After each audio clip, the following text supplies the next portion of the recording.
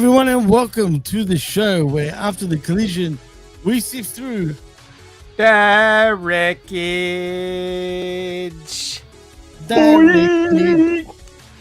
Yeah, boy. I am your host, Jimmy T. He is the best in the world, Jaime Williams. And of course, we've got the magnanimous, the glorious Chabelo Vera Cruz. What's going on, my friend? Welcome back to the wreckage. And fellas, I mean, I want to say it was you, Prof, first. What was Full Gear? Full friggin' Full Blood? What was this? A hardcore match after hardcore match? I mean, what the hell were we watching? What were we watching? We were watching what AEW promotes, what they advertise. It's where the best wrestle. But there's also a little bit of a caveat to that advertisement, Jimmy and Ben. It is where the best bleed. That's the one. That's the false advertisers. They never say they are the best that bleeds all the time. And you know what? I don't want to pat myself on the back like Barry Horowitz, but you know what? I just got to do that right here because just like I said last week, guys, I gave you the synopsis. I said for 9 months straight, AEW does blood at least twice in matches, twice a month, and it just, it devalues itself. And in one fell swoop, and we'll talk about Full Gear later, guys, and the Jaime Nice in the chat, but they had two matches, and 4 or 5 people bleeding, guys. It just divided itself. And technically, the one match that needed the blood, by the time we got there, guys, it didn't matter. And the psychology was great for the blood. The psychology was great. But yet, when you had forks, barbed wire tables before that, you had chairs before that. Screwdrivers. That it just defeats the purpose of a steel cage match where the blood you expect, the blood that you want, the blood that you need. I was like, damn, I feel self-defeating. It just didn't matter to me. And you know what? Before a lot of people in the chat or maybe even the IWC want to say this, if we want to compare sports, right, guys? Maybe boxing and MMA and stuff like that, because maybe people might think that the professor is shilling because I hate blood. But think about this, guys, in the chat, and even Jimmy and Vet. How many boxing matches, including the undercard and the main event, do you see blood all the time? You don't see blood all the time, but when you see a good-ass boxing match, you see two guys fighting for 12 rounds. It's a war. I'll give you an example, like Julio Cesar Chavez and Meldrick Taylor. Them motherfuckers bled. It was a great fight. Mike Tyson fights against Buster Douglas. Tyson bled. It was a great fight. But not every goddamn boxing match has blood. UFC, I don't watch it religiously, so maybe y'all could correct me on this. But how many UFC fights, every fight from the undercard to the main event, is there blood? And they do monthly pay-per-views. Can you count it? AEW does more blood in a year span than legit sports. So I'm just saying, make it make sense, guys. Make it make sense. Vic, can you make it make sense? Oh, I mean, everybody.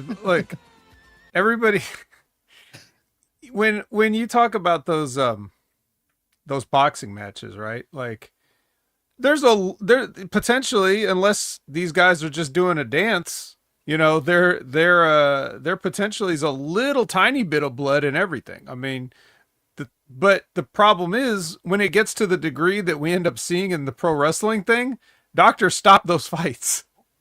True. So, when it's planned, it's okay. Even though it's just as dangerous. Like if it's real blood, it's still just as dangerous as it would be if it was a real fight. So the real fights get stopped and the fake fights don't, which just adds to the effect that they are fake fights. Absolutely. I just want to point out, Zane, I'm going to give you flowers. Don't you worry. First of all, guys, I knew Jimmy would loose up the smack attack. First of all, that's out of my control. Unfortunately, RBV couldn't make it this week, and everyone is off with Ben, pretty much. It's been hard getting a co-host, but we will do it in the next couple of days max. But yeah, you're right. I'll give you that. Mello is him, I guess. And he was saying it all along. I just want to point it out. He said that Mello would be the guy that could possibly win the Cena Invitational, and all of us would blow him off about it. Like, nah, please. Maybe he's onto something. Zane's on. So I'll give you flowers, Zane. Don't you worry. Anyway, back to the blood and guts of Full Gear. It was full-blooded. I don't know if I want to call it full-blooded Impact, but it was just full-blooded something. But before we get into the show proper, guys, I think we should there goes my camera. We should get into news. So once I get to the news in a moment, as I get there, is anything meaningful, by the way, Prof, that you've heard of? Because, AEW literally put me to sleep after the show finished. The show finished at 5 p.m. my time, which is ridiculous. It was a 5:30 or something like that. And I'm like, fuck this. I'm going to bed for a bit. And then I end up waking up late. So, I mean, shit. So I've missed out on any news. So if any of you guys heard of anything, well, look at the main headlines. Does anyone know anything that I should know of?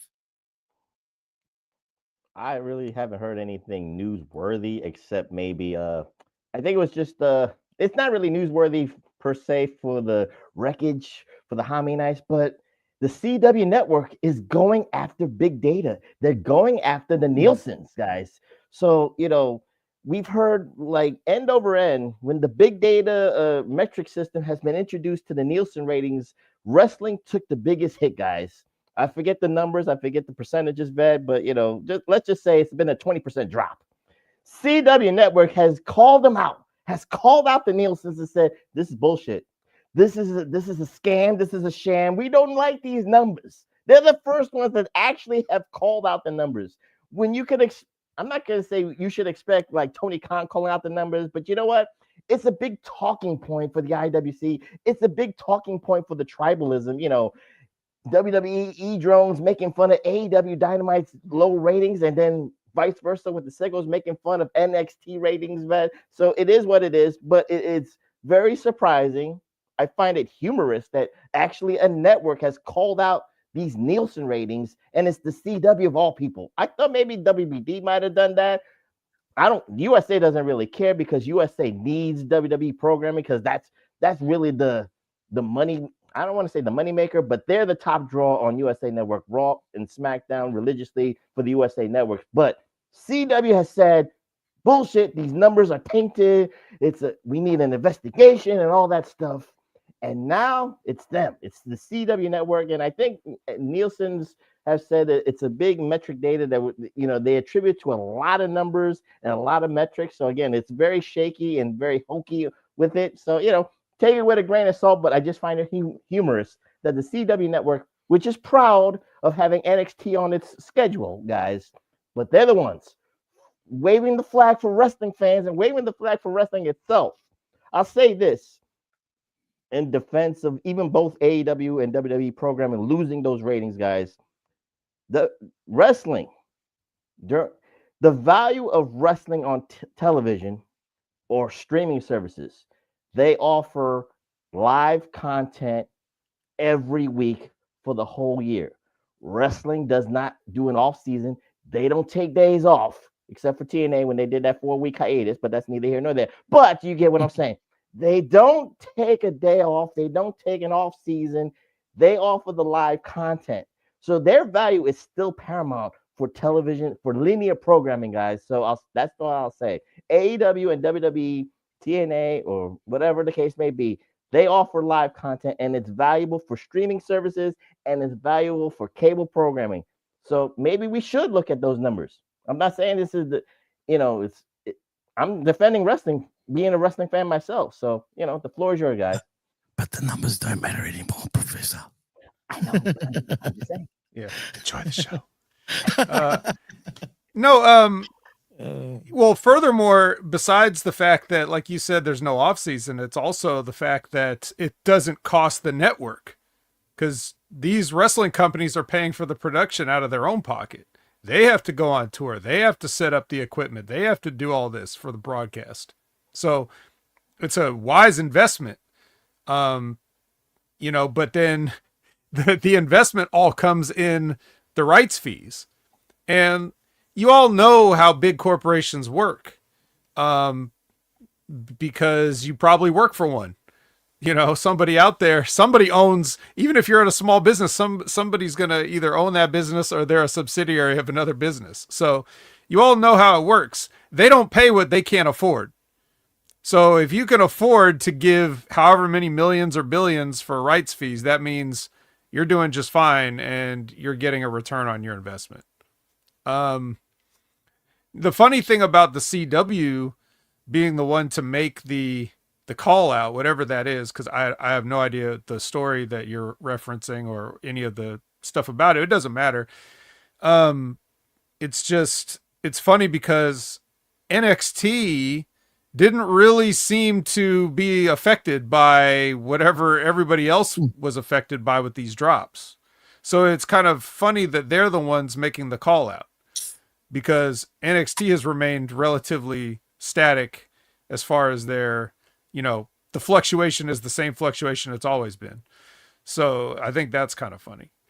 But yeah, like in ratings in general, it's funny because of the tribalism aspect that you pointed out as well, where Weird. the fans are using these numbers against each other or whatever in ways that nobody else on the planet does for anything. No one that watches sports is talking about the ratings that they did. The only time you ever hear about how much an NFL game did is when somebody's trying to say, trying to use it to make wrestling look bad or something. You know what I mean? Like they're trying to compare Monday Night Football numbers to whatever. But back in the Attitude Era, when Monday Night Football was on, people just would watch Raw instead if they wanted to. They didn't think about like, oh, well, that was USA's problem to sweat about, how they were performing against Monday Night Football. And Monday Night Football back then was on network television, right? So that's another thing that you have to take into account. Interesting. Yeah. So these everything in all of these conversations, regardless, everything is a matter of perspective. And when you pick and choose the way you want to frame your arguments while conveniently leaving out other data, then, welcome to Earth. You are now doing what everybody does when they need to spin their narrative, whether it's politicians, companies, anybody that's trying to tell you something and make you believe something. They always paint part of the picture, the best part for them. They leave the other paint in the easel, in the little, in the little cup in the easel, and don't paint with that. They just paint what makes them look good, and then they leave you at that, and then the marks will have to fall for that, and then they choose their tribe based on the picture that they like the best. The tribe.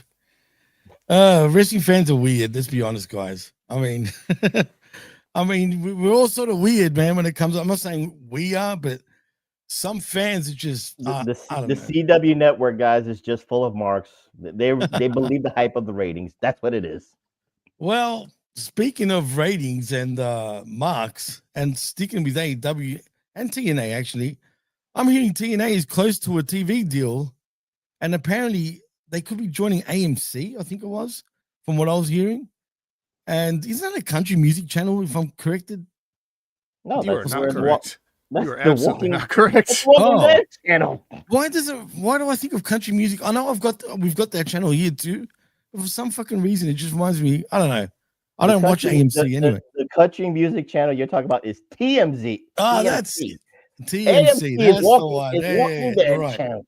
No, that's not even right, Professor. It's CMT is country music television. Oh, TMC is the movie channel. I had the letters right. I just had TCM is Turner Classic Movies. He's fucking wrong. Any other letters you guys need to know about? ABC. We can do the whole alphabet. You know what BET is? Oh, BET. I get that one. I don't know. Never heard of that one. That was gold. He destroyed us, man. Anyway, that's why he's the best in Wait, the did world. milk folks. come out of your nose, Jimmy? You laughed so hard for that? Nah, man, I'm crying. Fucking hell, that made me laugh when he said TMC or CMT, sorry, that's the country music fucking channel, whatever. Country music television, that's what it stands for, right, Vet? Mm-hmm. Yeah, then I clicked on because I remember that he's right. It is that. So Yeah, anyway, well, what was I? TNA, as far as they're concerned, can land on whatever station that they land on, and still ain't nobody gonna watch it because that shit sucks. Trust me, I do watch it.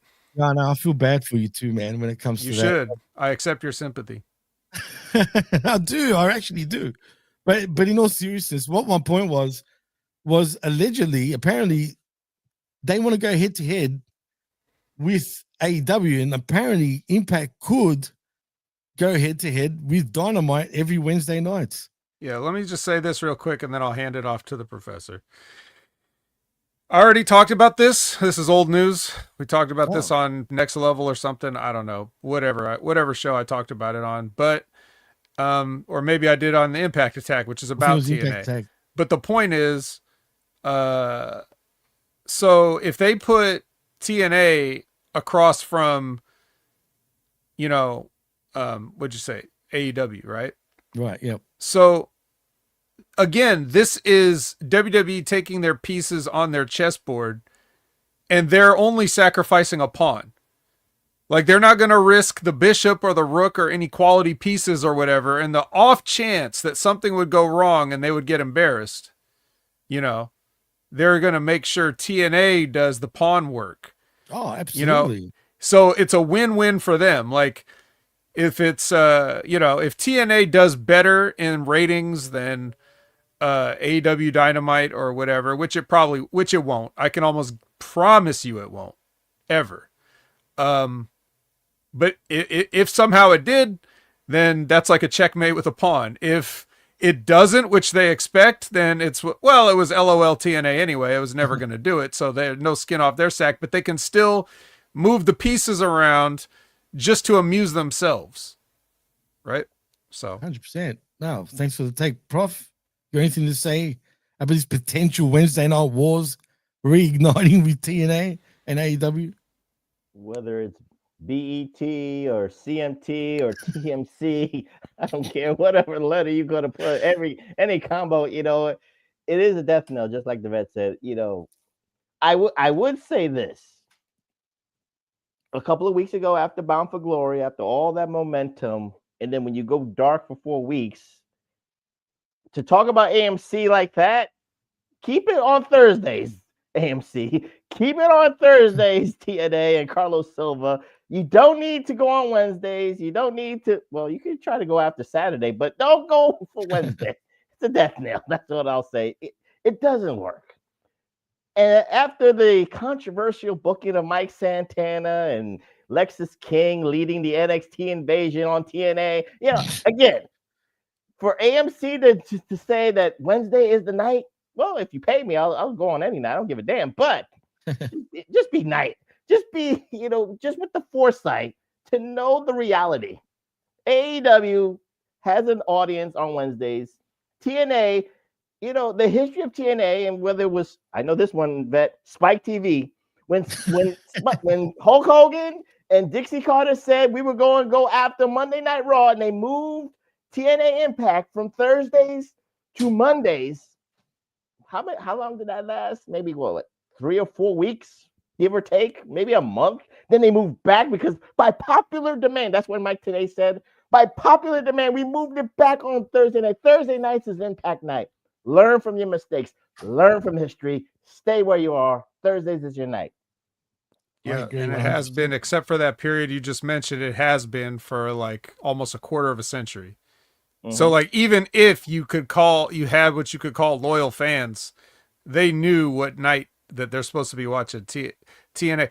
Let me bring up another point, because we don't even have to talk about TNA versus Monday Night Raw. That was, to put it in diplomatic terms, a bold choice to do that. Okay.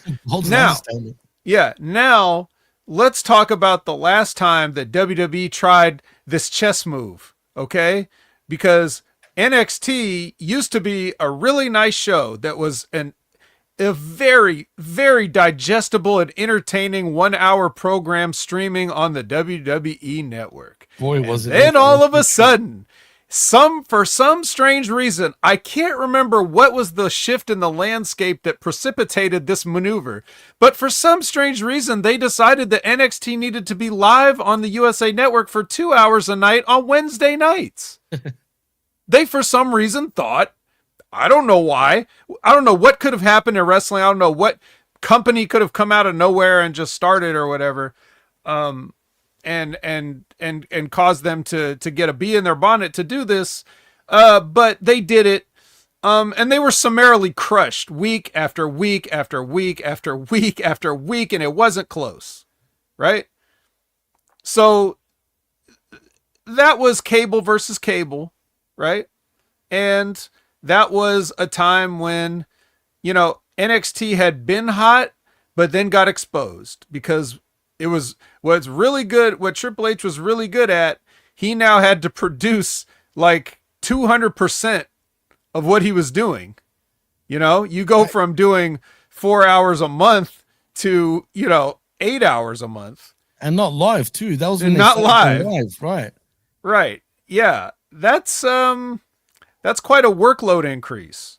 So it was never going to work even in the best of circumstances. But then you also factor in, you look at the landscape now, right? And NXT does better numbers than Dynamite most of the time. However, they are on network television now on the CW for God knows who watches that, but they are, which means everybody could watch it. Potentially everybody in the world could watch it if you have a television set. You too could watch NXT. Not necessarily, Vet, because I've seen the CW. It's very secular. Even for the numbers that they attract, certain sectors of the country, with whoever has the CW, when it's 8 o'clock on a Wednesday, they don't have, Tuesday, they don't have the NXT. It's not available in certain Really? states. I'm just saying that. Yeah. Why is that? What would I CW? I don't know. Some CW, because I have like the VPN capabilities. The NPV you're talking about. Yeah, NPV. But I can see certain. I have an app that I can see CW Network, and in some instances on 8 o'clock at Tuesdays, they do other programming. It just is legit like that. I'm not even making that up. Is that West Coast because it's on at 5? Oh, it could be that. It could be that. I'm checking. I was checking Midwest. I was checking the central areas and even the upper Northeast. Some places are not available. That's all well and good, but regardless of all the different programming things, it's certainly more widely available, you would think, than anybody that doesn't have a TBS, a Turner channel on a cable package. So I don't know, man. To me, if the bottom line is this, if TNA goes to whatever channel they go to, it doesn't matter what channel, they would be lucky to get 300K for their debut episode. And they will not be able to maintain it. They will struggle to get 200 every week after that. If that, they'll be lucky. Especially if they continue with the shitty product that they're putting on now. Then why do so many people hype up TNA like it's some they don't watch Renaissance? Yeah. Well, Jimmy, think about this. Everybody's talking about TNA, right? Right. No, numbers haven't gone up one bit. So what does that tell you? It's the WWE fanboys that are hyping this shit up. It's true. Or the people that are like, maybe they were watching TNA and maybe they're trying to make some noise like, oh, we eating good now. We got Kalani Jordan. Fuck out of here. The numbers haven't lied, guys. After Spike TV and then when they, I don't know how Dixie pulled this off, but Destination America, when I was like, what the hell is a Destination America? And then Pop TV, the numbers went down precipitously. And then finally, when they found a home, Access TV with no choice, it is what it is. Like Vet says, it hasn't even reached 200,000 in a while. So I remember numbers like 55,000 for a week. on a Thursday for Impact after that. That's after the bad. fact. That is really Yeah. bad. I You mean, can't even you can't even get to like you see what happens when like SmackDown when they were on USA or no when they were on Fox and then they go to Fox Sports 1 for 1 week. You see what happens to their numbers there. Now imagine you move the entire show like from channel to channel. Like you will lose your most loyal fans because they will just get tired of looking. And in the case of Access TV, for example, like when I did have cable, I didn't even get Access TV. Comcast did not carry that shit. oh shit. And so it was regional. Like it depend on your region if Comcast would carry it. Maybe if I called them every week and requested it, they might have added it. I would pretend to be different people or something. Hey, do that, but They'd be like, nah, we're good. We don't need it. yeah, no, that's okay. That's That's okay. Mark Cuban has enough money. We don't need that. So, but yeah, it's the whole thing's a joke. TNA's a joke. What else you got, Jimmy? Well, we spoke on that quite a while. Yeah, and a we little do too have long. a show. But I do want to ask for your guys' opinions on first of all, did you guys listen to the Tony Khan Ariel Helwani interview at all this past week? You No. didn't? No. Just look. Well, I mean, I heard clips of it. You gotta But- check it out. He's full of shit. Yeah, it's the same old stuff. It felt like Tony Khan was a child, and Helwani was like the guardian. You know what I mean? Like this was weird, man. It just felt like he was talking to him like he's a kid. It was just strange, but he's full of shit. I'm not even gonna get into it. Did Tony Khan learn from his mistakes the first time? Because again, Oh, yeah, very much. He handled himself needs- a lot better this time. To be fair here, guys, with Tony Yeah. Khan, he needs public relations lessons. He can Oh, he was because the on. first time he was any interview he has when certain interviewers ask him questions, he said, I can't not discuss that. Well, why the hell you on? Why you want to do this interview if I'm going to try to ask you those important questions? So Ariel Helwani, I guess, is trying to bring that olive branch back because again, the sickos said Ariel Helwani is a WWE shill. He's a mark and he's getting paid by them. So, well, he's a journalist. Well, he is a sports journalist and he's trying to get the questions that people want to know. So Tony Khan has just got to learn how to be evasive, not saying, I can't talk about that and try to wiggle around it, talk about his product, talk about the people and stuff like that. He did that. Let me just save you some time from continuing because that's exactly what he does. He is too much PR trained because he will answer questions that you never asked for 20 minutes. There was one part where he just wanted him to comment on one thing about the CM Punk thing. And he had to ask him it was like watching somebody whittle down a piece of wood into like a little sculpture or something, like where he just would not let Tony say anything until Tony could just give a yes answer and not start talking about, how great a year AEW's had this year to start every sentence. Just absolutely ridiculous. So he's doing that, like he's trying to do the long way around thing, like you're saying, but it's too much. You could just answer the fucking question sometimes, and he still can't do that. Even when he does do it, it takes 10 minutes. Like it takes 10 minutes for him to get to his answer. And the Hammer put it perfectly. Is it really? Well, it's tap dancing, like the Hammer said, but is it really answering the question or just like rambling and trying I'll to give you an example. This is a classic Tony Khan answer. Helwani asks him, about the picture that Jay Cargill, CM Punk, all the former, Starks, and I'm missing one. The former AEW people who are WWE champions. Yeah, Cody. Champions. Yeah, Cody. Who are all champions, right? And you know how they all posed as champions? So he asked him that question, how he feels about it. You know how he answers? Oh, the first thing that came to my mind was remember the picture of Cody and Moxley together, like when they were both sticking their fingers up? That's what his answer was. Like, are you fucking serious, man? He goes, I'm happy, but that's what comes to my mind. And Helwani's like, why? He goes, I don't know. I just think of that. Is he trying to throw the bird back at him, like with that picture? I don't know. It's just weird stuff, but he was a lot more, like the vet put it, a lot more trained with his answers. And he was in studio this time. It wasn't over a Zoom call or anything like that. So It's kind of weird though. TK is TK, man. What do you do? But anyway, I won't touch on it any longer than that. And one more thing before we start sifting. It seems like Adam Cole might have wrestled his last match, guys. Apparently this concussion is a lot worse than first thought. And we might possibly never see him in the ring ever again. Vet, anything to say about Adam Cole, baby? Thanks, Kyle Fletcher. Jeez.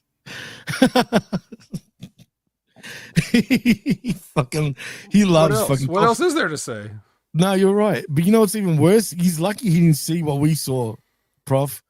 The freaking the screwdriver through the turnbuckle facing up. Dude.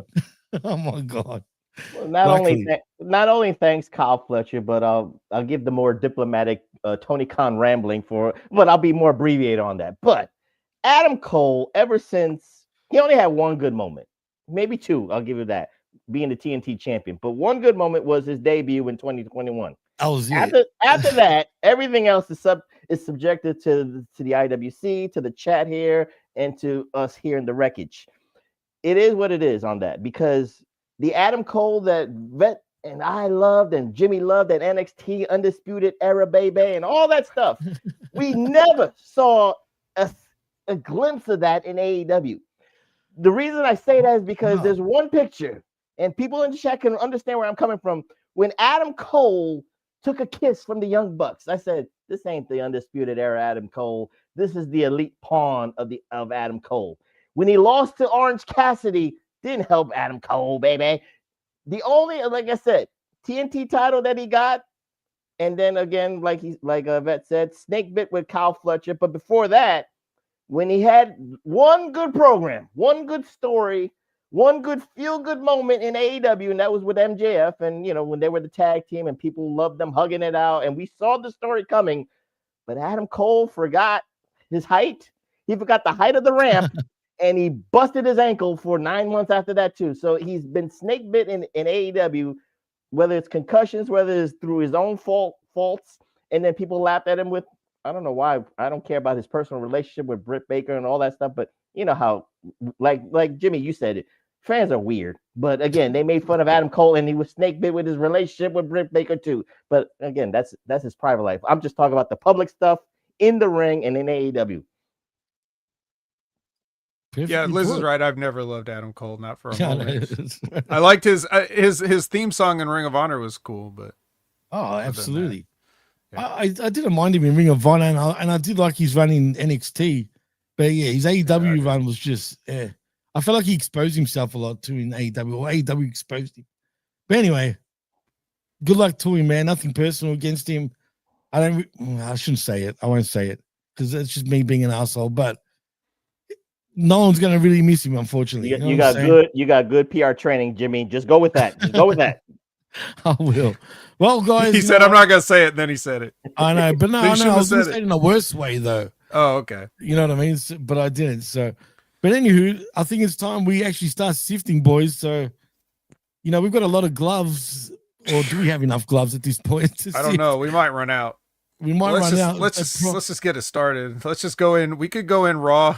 We could raw dog this one. Rush through this shit. Yeah, because the gloves are just going to get eaten through, and it's going to get on our hands anyway. So we might as well just. Do I need shots, guys? Do I need shots after this? You definitely do. Gotcha. Yes, consult your physician. Make sure you know what's in that syringe, though. Dynamite Collision, guys, on Wednesday. We're doing a combo platter. We're getting a full Dynamite with a little side of Collision. Okay, so that's your 3-hour extravaganza. We're starting off with Lashley versus Ricochet, who Ricochet grabs the mic and he says a bunch of stuff, and then they have the match, and the match didn't last as long as Ricochet's promo. Bobby Lashley wins, and what was the point of this? This was for the entrance into the Gauntlet Battle Royale. The Casino Battle Royale. The winner gets to be the number one entrant into the Casino Battle Royale. Which is good. Not a bad thing. Right. Yeah, it's good because, hey, you could end the match immediately if you're that good. And if you're Bobby Lashley, You should have, but from what I read of the results, he did not. So I'll let you guys it was a great match. deal with that. Once we get there. Any thoughts on this opening contest, guys? And not really for me, because I've still got Full Gear more fresh in my mind. And I don't want us to drain it for 10 hours on this show. But Right. Prof, do you have anything to say about the match particularly? I just want to ask Vet, as the wrestler who's been in behind the scenes and all this stuff, for television purposes and stuff like this. What Ricochet did felt like a long Iron Man match with his promo. And like you said, funny, sarcastically, but funny too. The match didn't last that long. He got jobbed out. It was like Bobby Lashley against the Brooklyn Brawler, Bobby Lashley against Barry Horowitz and shit like that. But for a guy like Ricochet, and again, Vince McMahon said, you know what? I don't see any value in you talking. And he kind of just kept it in the ring and kept his abilities and he accentuated that positive and hid his negatives. Now, in AEW, you get free-flowing, creative freedom to do what you want. And again, I'm not saying that Ricochet being the heel, he needed to be the heel, guys. Don't get me wrong. But still, that promo, I'm not saying it put me to sleep, but it just rambled. It was a Tony Khan, answer to an interview. He rambled on, talked 20 minutes and sidestepped. That's not good for television purposes, man. I'm just saying. Yeah, he did rant. No, it's very good for television purposes, and it's good for the live crowd purposes, because essentially what that was anything he would have done in the match. So if you just start the match and ring the bell, Ricochet, whatever little offense he would have got in on Bobby Lashley and stuff, you've seen that 1,000 times. You don't care. Let's not pretend that anybody cares if Ricochet flips at Bobby Lashley for 3 minutes or whatever. But him doing that makes everybody want to see Bobby Lashley kill him, and then Bobby Lashley does kill him, and it doesn't take very long, and everybody's happy with it. That's the entire idea of the segment. You could take Ricochet out of the equation if you don't believe in him as a talent. You could put any heel in that spot. That's what you would do in that situation. We're only getting this much time. This is a way.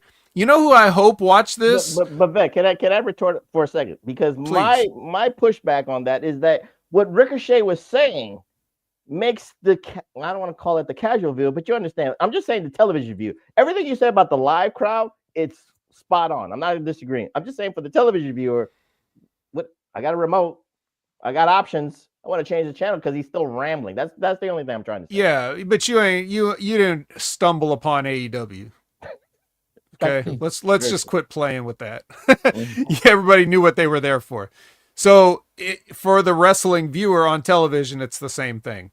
You're like, God, is this guy ever going to shut up? And then Bobby Lashley gets him and you're like, finally, shut him up. You feel good. It's happy. Yeah, that's the whole point of it, though. True. Yeah, Ricochet's a genius. So that's what I was saying. What I was going to say was who I hope watched this and learned a valuable lesson, even though I'm sure they'll never get to apply it, is Miranda Alizé and Nixon Newell. I hope they learn how you maximize your minutes on TV time. This was a perfect example of that. Joe cuts another promo with Katsuyori Shibata there also. He doesn't really say much of a promo. I think he just goes, or something at the end. But Joe does the thing he does where he uses, expensive sounding words in his promo and his menacing voice. It's the Samoa Joe special. But Shibata dropped his gimmick of having that voice box talk for him. I missed that. He's a heel now, Prof. He's a heel. I need a heel voice box now. You keep it consistent. Yeah, like a real menacing sort of villain. A real menacing voice from the box. 90s. I'm gonna get you. Now. Like a 90s villain or some shit, right? Yeah, instead of the female voice, Yeah, it's like I break you or something like that. Dolph Lundgren. Yeah. From Rocky 4. Okay, so Renee asks the Young Bucks, guys, seriously, are you going to join the family or what? And of course they do the thing where that and then Don Callis cuts her off and says, don't answer that, guys. I know you're going to give your answer tonight or whatever. And then he gives them the big intro, the Hechicero intro, but with the Young Bucks. Does all that. It's the Bucks and Josh Alexander versus Skyflight. And, I'm sure by the end of this match, when Josh Alexander slaps that ankle lock on Dante, it reminded Dante of another time when his ankle was twisted all the way around, and he probably has some PTSD from that. But anyways, that happens. And then Don Callis sets up the big announcement, like, okay, you guys are going to announce that you're in the family now, right? And then Kenny Omega hits the ring and gets his ass kicked. And then they get on him, and he's like, okay, I know you guys didn't want to announce it with words. Now you want to announce it with action. So you're going to hit the BT trigger on Kenny, right? And then Jurassic Jungle shows up, and, the Jack's got a snow shovel, and everybody runs away. Did I miss anything, Professor? No. I don't think you did. I'm just trying to, again, we're going to talk about Full Gear later, but I'm just trying to say, how do fans, maybe it's the sickos, it's just not me, because I look at it from an overall scale. How do I feel empathy for the Bucks after all this stuff? They were rich snobs, they were EVPs, making lives a living hell, and all of a sudden, because they're broke, I'm supposed to feel empathy for them? Oh, I'm sorry, because Don Callis is the ultimate antagonist, guys. I get it. Wrestling 101. So a bigger dick makes me feel sorry for the smaller dick. That's what it is. I get it. Bet you're right. Stupid. It's wrestling 101 right there. But again, maybe I'm just looking at it like I've never felt empathy for the Young Bucks as a face. I've never felt empathy for the Young Bucks as heels. I just watch the match for what it is. They try their best. I give them A for effort, but it just never sells me. Yeah, no, I agree, man. You're right. It is what it is. You know what I mean? Vet, why you like for all the inside referential self-aware stuff that the Young Bucks have done, that's sold them some t-shirts in their day, but really hasn't done anything to help the business at all. Are they not self-aware enough to understand what's going on with them right now? Like that nobody cares who they are or what they're doing? Like, do you think that they're that self-aware? Or do you think that they realize that they've painted themselves into a corner where nothing they do will be any kind of satisfying? I'm going with the latter, actually, especially considering what happens at Full Gear when we get to that. I totally think the latter, man. 100%. Okay, well, Renee is with the Babes, and they cut a promo. Feel the wrath of the Babes or whatever. Tony Schiavone speaks about Bob Caudle for like a one brief moment of not foolish circus cartoonishness on this show. Like, he just says some nice things about a man that he worked with many years ago. And RIP to him, by the way. Yeah, the great Bob Caudle. Shelton versus Speedball. All right. So National we know. Championship. Yeah, who's gonna go in number 2? I wonder. Yeah, exactly. Well, the match was what it was, and what it was another weird ref count thing that I don't know what it is with these referees that cannot count to fucking 3, but Shelton Benjamin had to beat this guy twice. Like he fucking didn't kick out, and the ref stopped counting, so Shelton had to scrape him off the mat with a spatula and hit 3 more moves on him and then pin him again. Like, what a waste of everybody's time. Why is this so difficult? Professor, I don't know if you were here when I said this. I don't know what show it was.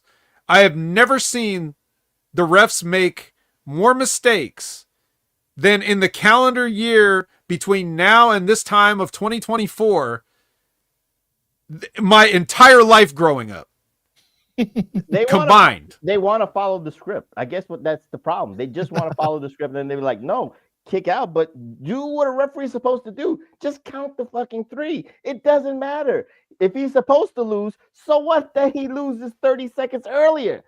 Speedball wasn't going to get the number 2 slot. We know that, because for storyline purposes and the intrigue, that's a good word, boys and girls. Intrigue. We want to see Bobby Lashley at number 1 slot. We want to see Shelton Benjamin at the number 2 slot for the Casino Battle Royal. It is what it is there, but then the referee, it's a very important job. I wanted to be a referee. I don't know, Vet, you knew this. I always wanted to be a referee. I knew that. I wanted to be a referee. You know, it didn't work out and all that stuff. But do the job. Just count the 3. Take your lumps in the back in the gorilla position and all that stuff. But just do the job. It's not your fault that you count 3. It's not your fault you hit your hands to the mat. It's their fault. Let the bookers and the promoters issue that shit in the back, but you do your job and then that's it. All right, well, hold on a minute, fellas. Could it be that Tony Khan is in the earpiece of the ref telling him not to count to 3? I don't care if he is. Just do it. But I don't know if they know. Like, I don't know whose fault it is. I'm just saying whoever's fault. And this is not an AEW problem. WWE referees have been fucking up. Everybody's been. TNA refs are a joke. I don't even know who these people are. I'm like, are you even old enough to be out here? Like, who is it? There's this one female in TNA. I'm just like, who the fuck? Who is this? Whose kid is this? Come get her. Like, there's no. But at least, guys, remember that great series that broke the 4th wall on Netflix, available. WWE Unreal. We know that for the referee, like Chris Parks is in their ear, or any producer working the match is in their ear to say to work on your timing, work on that cadence and stuff like that. So I wish we knew who those people are. I don't think it's Tony Khan. I think it could be a D. Malenko. It could be, I don't know if Jake Roberts is going to be behind the scenes or something like that, but you get what I'm saying. But D. Malenko, I know from fact, he's got to be a producer there. So no, he is. He actually is a producer there, and he's got Alzheimer's. Really? I kid you not. Yeah. He's got early. He's at least got Parkinson's, and it's probably turning into Alzheimer's. But anyways, well, I'm glad that you didn't end up being a referee, Professor, because I don't know what ended up happening, but I'm glad because they don't care about you. If I was a referee, the record to be like, this guy, I don't know what he was doing. I don't know his name. I don't know this guy's name, but he just counted the 3. I'm just doing my job. Yeah. He fucked up. He didn't count the 3. I know you would be saying the same shit if that was me in that position. I'm saying the reason I'm saying no, they're actually the opposite. The reason I'm saying that I'm glad is because they don't give a fuck about the referees, and they wipe their feet on the referees, and they're like second-class citizens, and nobody should be deserved to be treated like that because they're all part of the show. I'm sure Charles knows what I'm talking about. Like, these guys like the Charles Robinsons that show up still helping to set up the ring, even though he shouldn't be anywhere near a ring, when it's getting constructed and stuff, just because that's just how he was brought up in the business. And that's what he continues to do. And do you think anybody like gives him any like respect? Of course, not literally nobody, but not nearly enough, for those people like that. And then these other people that come in and want to be referees, they're usually people that were told they weren't going to make it in the business, so they might as well do this, which is already like you're starting off your career in the business being told that you're less than, and you don't ever get out of that. There aren't no hero referees, except for the most ardent of fans who try to appreciate as many aspects of what we do as possible. So I'm glad that you didn't have to suffer those indignities or whatever, or just, but I don't even think you would have been on this side of the incompetency quotient here, because you probably would have just counted to 3. You're a professor after all, what comes after 2. And then you could get the deal later. Here's a very easy fix. I know that I didn't make it to the big time or whatever, but here's a very easy fix of a situation that I was in. I was in a match. It wasn't going the way I liked it. I wanted to go home early before somebody got hurt or it looked even worse. So when I had the guy hit me with the move that wasn't the finish, and as I was laying on the mat, I wasn't looking at the ref, but he was right there, and I said count it until he counted to 3. I just didn't leave any room for error. I didn't let him have to wonder, oh, is that the finish we talked about? I don't know. Like, when it's time, and it's time. So if you're in the fucking ring, and this goes for the wrestlers that are getting pinned, and like if the finish is like some schoolboy or whatever, and the shoulder's up so that the referee can't count it because he would look stupid counting it or whatever, get your fucking shoulders down when it's the finish. Don't make them have to do some awkward restart the match and do the finish over bullshit. Everybody just know your fucking job and stop being so fucking sloppy at it. Facts. Prof, Anyway. Prof disappear. No, you're right. That was great what you said, man. As a matter of fact. But yeah, refs, man. You know what's even funnier? Not that it's funny, but they get paid good money too, Vet. I was shocked at what Charles Robinson and Mike Chioda, when they were on the Van Fleet podcast, they were saying they get paid when they, including setting up the ring, they'll get somewhere between 350 to 400K a year, bro. And that was years ago. So I was pretty shocked. I'm thinking, damn, that's good money. I mean, that's pretty comfortable, don't you think? Yeah.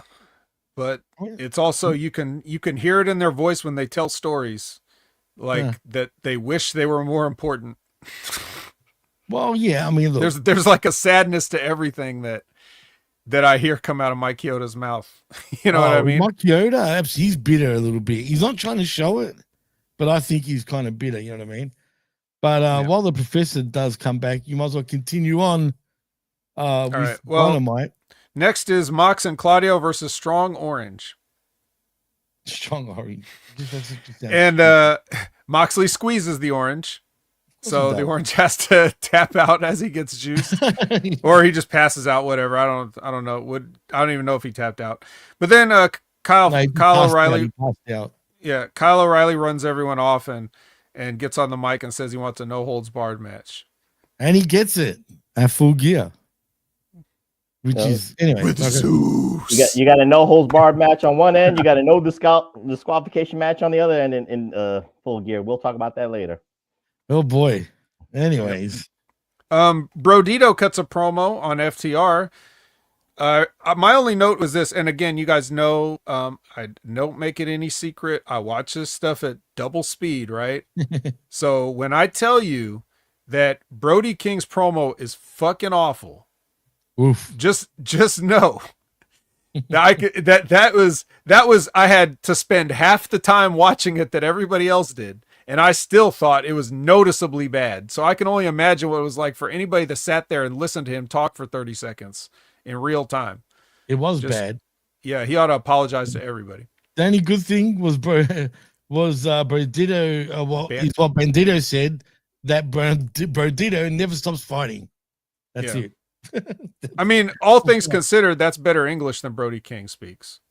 Fair, you know, fair, cool. Maybe not, if not in pronunciation, then in brevity and understanding, and speed. Yeah, possibly.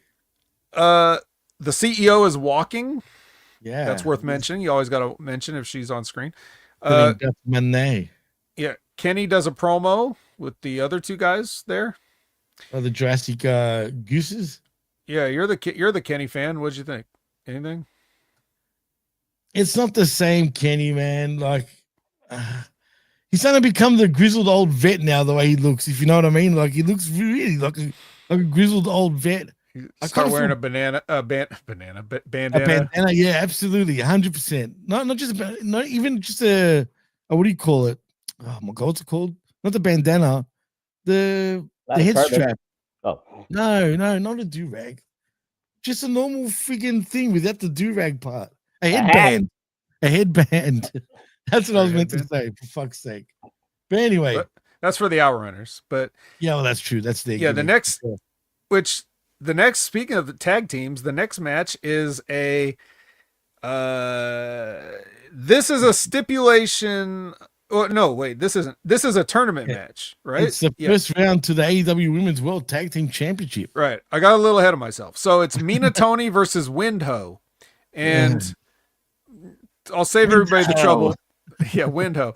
The strong zero for Windsor. And then Renee says, good job, guys. And guess what? The semifinals are all the semifinals contestants are going to have a 4 corners match at Full Gear, and the winner gets to choose the stipulation for the next round of the match. What? Professor? What? You probably watch a lot of Crockett Cups in your day. You've probably seen some tournaments here and there. What are you talking about? A random stipulation in the semifinals of one match of the tournament? Wait. To be fair here, the 1988 Crockett Cup, the semifinals was dictated by Lex Luger and Sting when they won their match, and then it turned into a bunkhouse brawl. No, I'm sorry. Oh, that it didn't was- happen? Oh, I No, was believing you for a second. Nah, that was the weed talking. But yeah, the stipulation is easy. You win the match, you move on to the next round. It's called the semifinals. That is a stipulation. You win Yeah. the quarterfinals, you win the semifinals, and then you win the finals. But I'll just say this, you know, a lot of people were talking gracefully about Alex Windsor, you know, I Will hate Ospreay's Windsor, wife, bro. that she was going to be the next big thing. And Alex Windsor, and she's supposed Windsor. to Like, she's who supposed to be thinks it's going to get protected. over in America, She's please? supposed to be bulletproof with Riho. No, she's not. I don't know where. Wins Hope. I mean, it writes itself. Like Vet said, I wish the name of the team was Wins Hope, but it wasn't. I don't know what it should be. And then if we go back to the match, the highlight of the match was not even the match. The highlight of the match was the entrance of Tony and Mina dancing, because Tony Storm has broken her character and she's got a little bit more positivity in her character now, guys. It looks like it's not from the 1930s perspective.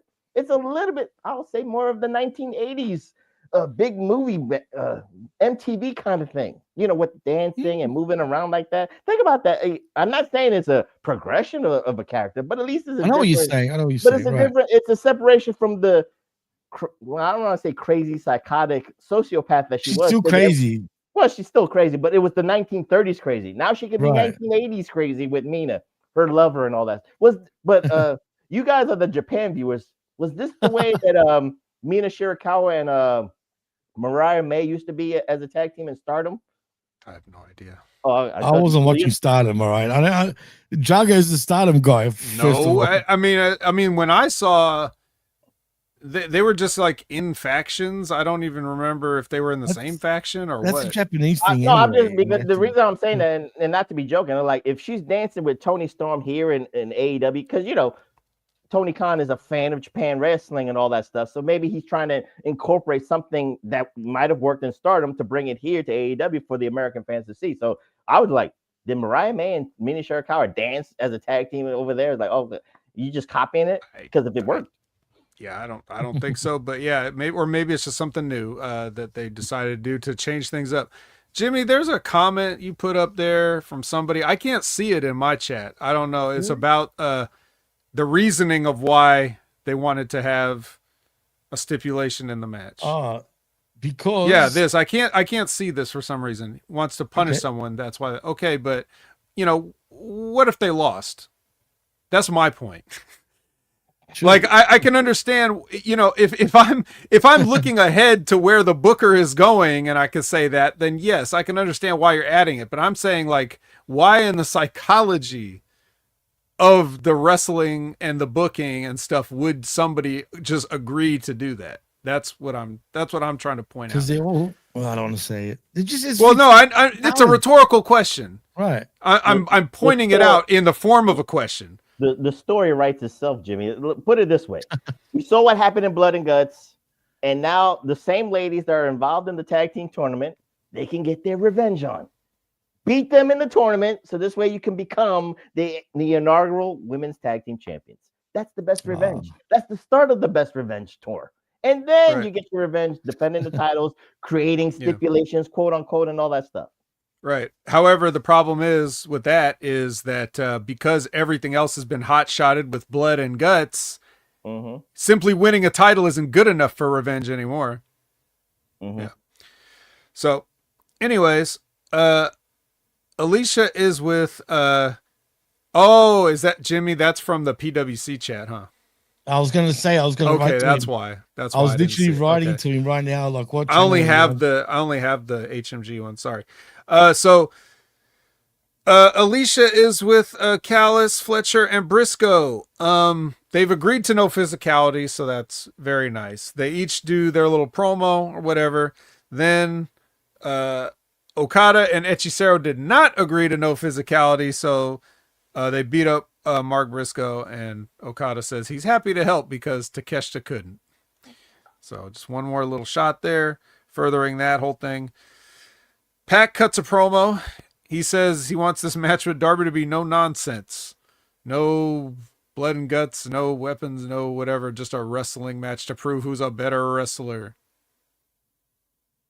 Okay, we'll see about that. I'll leave that to you guys. But Joe Vet, comment. but Vet, Joe's on.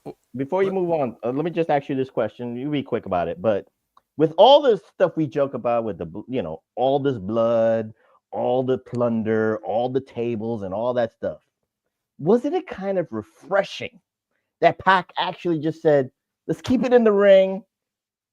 Two guys mano a mano and stuff like that. Technically, shouldn't that be the most intriguing thing on the card for Full Gear? You would think so. But that's just that's a way of trying to write yourself out of something that you never should have wrote yourself into. Mm-hmm. Like everything should be the opposite of that. Everything should be kind of boring wrestling until something gets out of hand.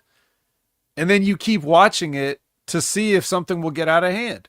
It's like watching hockey, right? Like you kind of hoping for a fight, but if they start throwing gloves before they touch the puck and then they never play the game, you're going to stop watching hockey eventually, because there's entire sports leagues that do nothing but fight. So why would I want to watch fat Canadian guys do it on skates?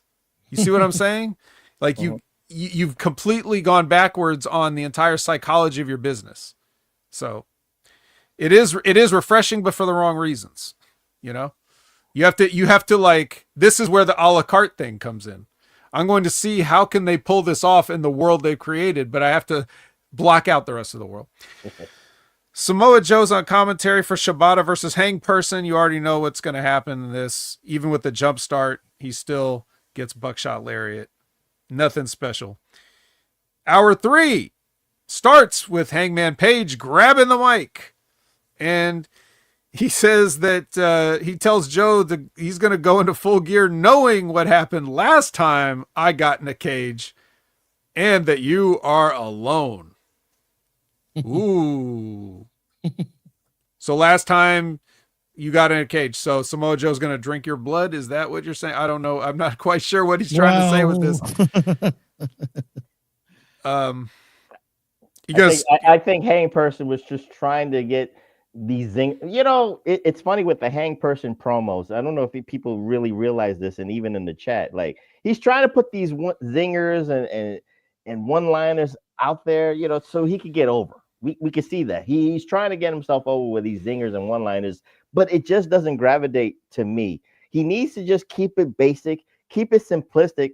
I'm going to beat you up. You're going to be in this cage. You can't beat me straight up and stuff like that. But I think he even tried to, I don't know if it was this past Dynamite or a couple of nights ago, he was making references to Samoa Joe. Remember that WrestleMania where he was in a raincoat doing commentary? I mean, what's the point of that? Yeah, that was WrestleMania. Yeah, but what's the point of that? That's the zingers. That's just for cheap pop right there. Like, it has nothing to do with their history, has nothing to do with the match coming up. You're going to go into supposedly an embarrassing moment for Joe at WrestleMania. It has nothing to do with Hang Person, because he wasn't even in WWE at the time. So it doesn't matter. That's the problem I have with Hang Person. I think you could take Samoa Joe and Hangman's promos, take those promos, if you wrote them all down, I think you could craft a vocabulary test off of those promos, and I don't think that 85% of their audience would pass that vocabulary test. Probably so, yeah. But you know who has no good vocabulary? FTR. They do a promo here. Professor, your thoughts? How dare you, first of all. Never say that to me. Well, you might regret it, actually, Vet. You know, I know where it's going, but I'm just asking Professor how he thinks we got there. We got here because, again, they have to carry this company on their backs. It's hard goddamn work for this one of the greatest tag teams in the last 10 years, in this last quarter century. Again, I'm not biased. I'm just calling out how I see it. It is what it is. But FTR has got to carry bad booking, bad writing, bad refereeing if it happens. But again, they just have a lot on their plates. That's all it is. Mm-hmm. And it's so hard they had to add a Stokely. They couldn't do it on their own anymore. Of course. Yeah. All right. Mega Fear versus Ty J. So this is also a tournament match. And, long story short, Anna ends up sucking them titties. And Mina and Tony get on there and do a promo also. So. Just quietly, there was a famous moment that broke the internet, Vet, with Mother's Milk. With that finisher. I think you know what I'm talking about, Prof. But that ass shot. That should be the new logo for AEW with the Mother's Milk and Anna Jay's booty right there. But the one funny thing I'll say this, and this is kind of like the news you wanted to talk about, Jimmy, earlier. No. But because of this match, I kind of was dumbfounded, but then Fightful kind of reported this, that Anna Jay's contract is running. Yeah, I hear about it. Right, it's expiring. And then when you see Ty J, I'm thinking to myself, and again, we'll move on to the next segment, how many nights, but I just wanted to say this. I mean, you got an AEW women's tag team division. You need women's tag teams, and Ty J at least is a tag team. Maybe, hopefully, Tony Khan will come to his senses and re-sign Anna Jay, so this way Ty J could be one of those top contenders in the near future. But why? Again, pay her the money. You need her for this division because, again, you don't need... Anna Jay is not going to beat Mercedes Moné for the TBS title. Anna Jay is not going to beat Chris Statlander for the AEW women's title. So you got titles for her. You got titles for Ty Mello. Use them where they're needed the most, and that is the women's tag team division. That's just me. She's just eye candy for AEW, really, and even WWE. If they brought her along, it's more her looks that's going to get it further than anything else. You know what I mean? I feel, but that's just me. God, can you imagine? Can you imagine her being on Raw or SmackDown with that? Oh my God. No. Yeah. Do you think WWE would be interested in there though? Honestly. Just only if somebody that works there is. Yeah, I can see. They're not interested in trying to make money with her, that's for sure. She's absolutely terrible. Not. She's absolutely she terrible. Is. And the other one they already had and kicked her to the curb, which is why she's here now. Worse. I find it way worse than even fucking Jungle Boy's misses, you know what I mean? So but she's been through NXT, so that's an indictment. That's a serious indictment. All right, so they do the promo. The Bang Bangs do a promo. Bang. And then we get randomly, I don't remember seeing much about this, but randomly we got Mascara Dorada versus Kazuchika Okada, which just sounds like a limerick or something getting ready to start. It was a double Jeopardy match. Right, I know what it was. But I was like, did they set this up in any kind of way other than wasn't this the guy in the triple threat with Okada and Takeshita? Mm-hmm. Yeah. So other than that, Dorado, whatever his name is. Yeah, that's the tangential relationship that we just had to have this match now. So, okay, so it's double Jeopardy. And what I wrote was, this is the first time I've watched Dorada closely in a while. I mean, he's always been on in the background, but I haven't seen a Mascara Dorada match in years, and I actually paid attention to him for a while. And hold on, I'm not trying to be funny, but Zayn with that ass, you talk about Okada or Dorada? No. He's talking about Zayn's behind. He's way behind. See what I did there? Literally way behind. Okay, yeah. He's still talking. He thinks we're still talking about Anna Jay, and he had to put the hash brown down. I just want to make sure, guys. I just want to make sure. Yeah. So in all those years, Dorada sucks. Like he hasn't improved one bit. If anything, he's gotten worse. I don't remember him being this bad. Like he can't lock up, right? Like he was when he locked up with Okada, he's doing the one thing with his other hand. Like his other hand is open. It's supposed to be on the back of the guy's neck. And his hand is just open. So what could you possibly do? If you were trying to push back with a guy, your arm would just slide over his shoulder. Like there's no... I know they don't give a shit about that stuff in Mexico, apparently. Anymore, right, but, they just don't care. Apparently, whatever. He fell off the turnbuckle, just trying to do a move. He just slipped off.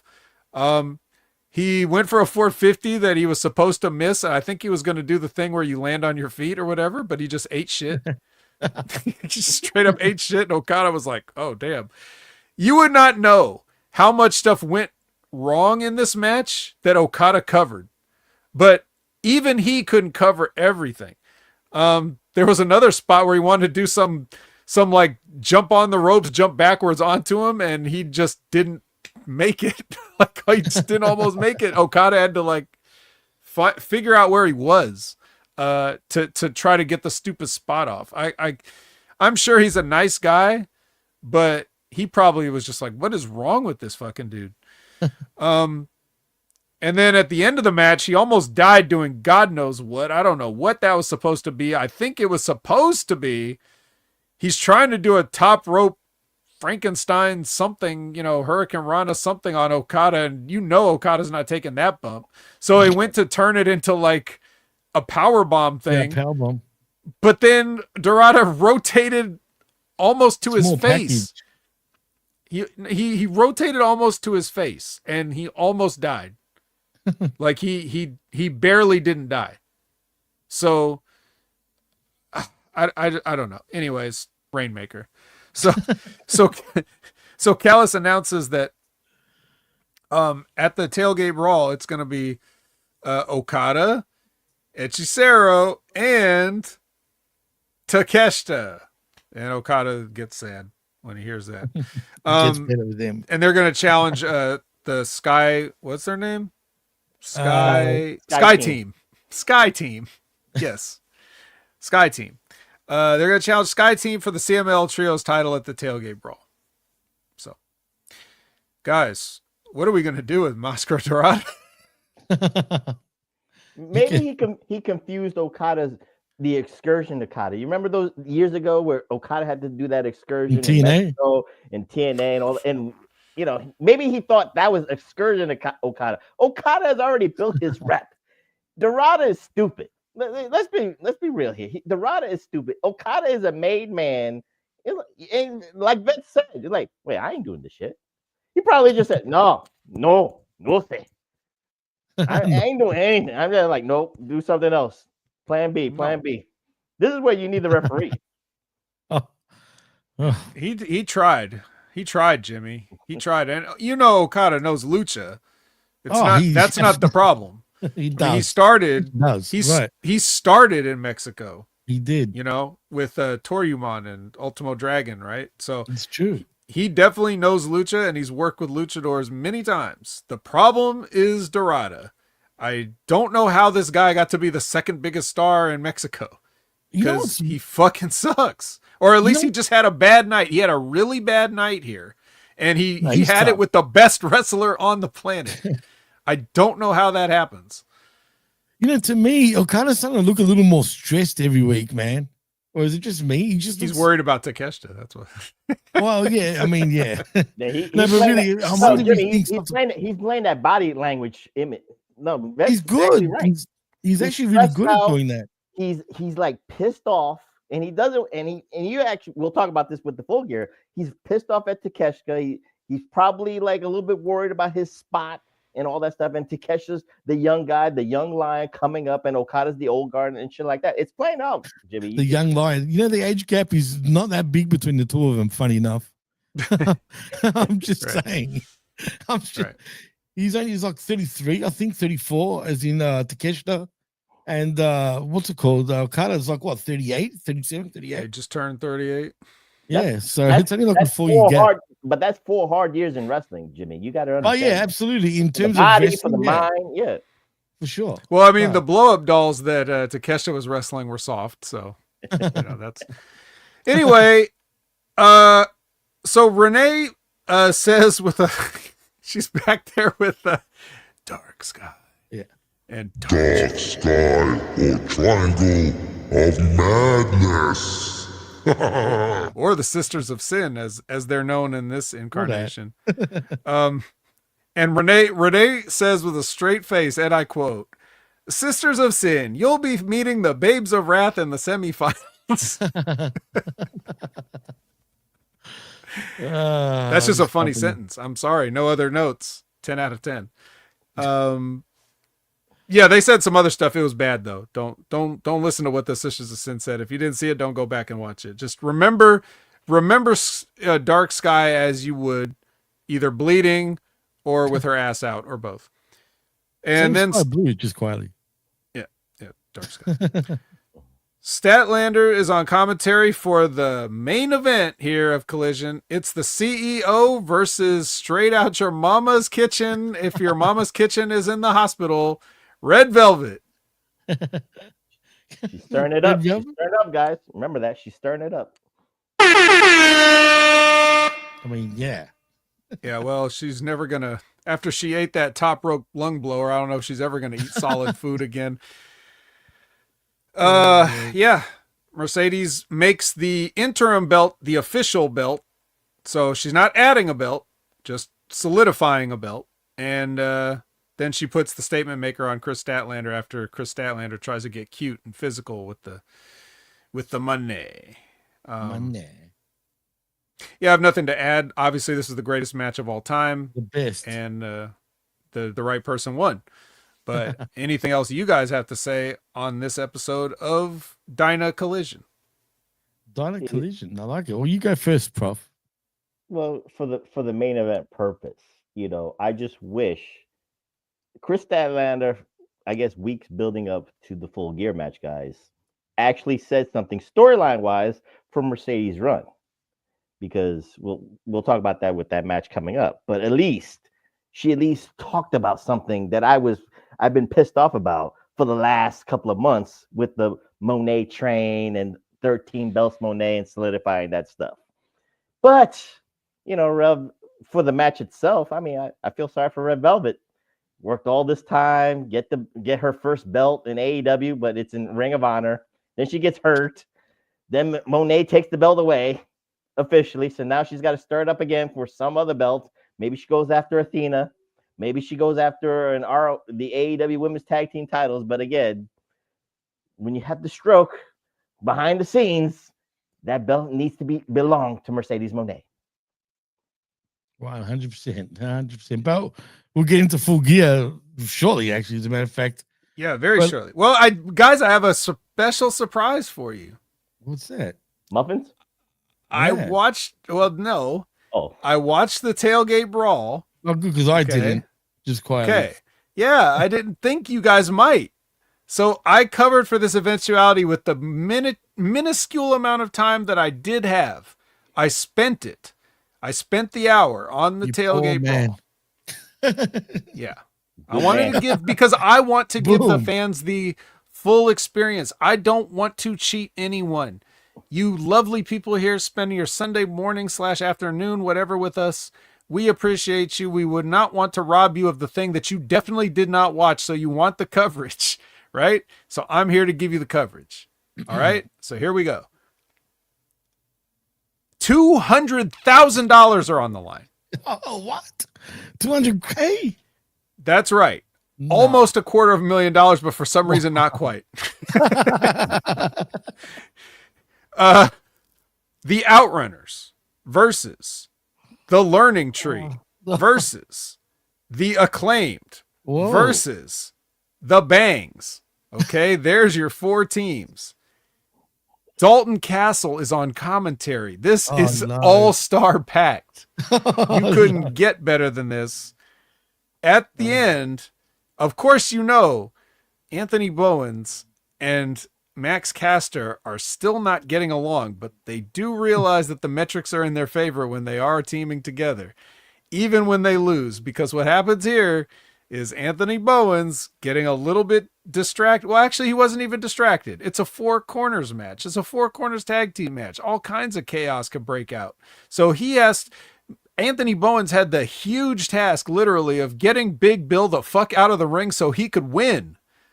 And then after he accomplishes this titanic feat that even Hercules in his labors would say, wow, this is better than anything I did, Anthony Bowens actually shit cans Big Bill out of the ring, but from behind comes Juice Robinson with the schoolboy 1, 2, 3 and the guns up, the Bang Bang Club gold bullet thing. Are they bullet anymore? $200,000 is what they are. You can buy a lot of bullets with $200,000.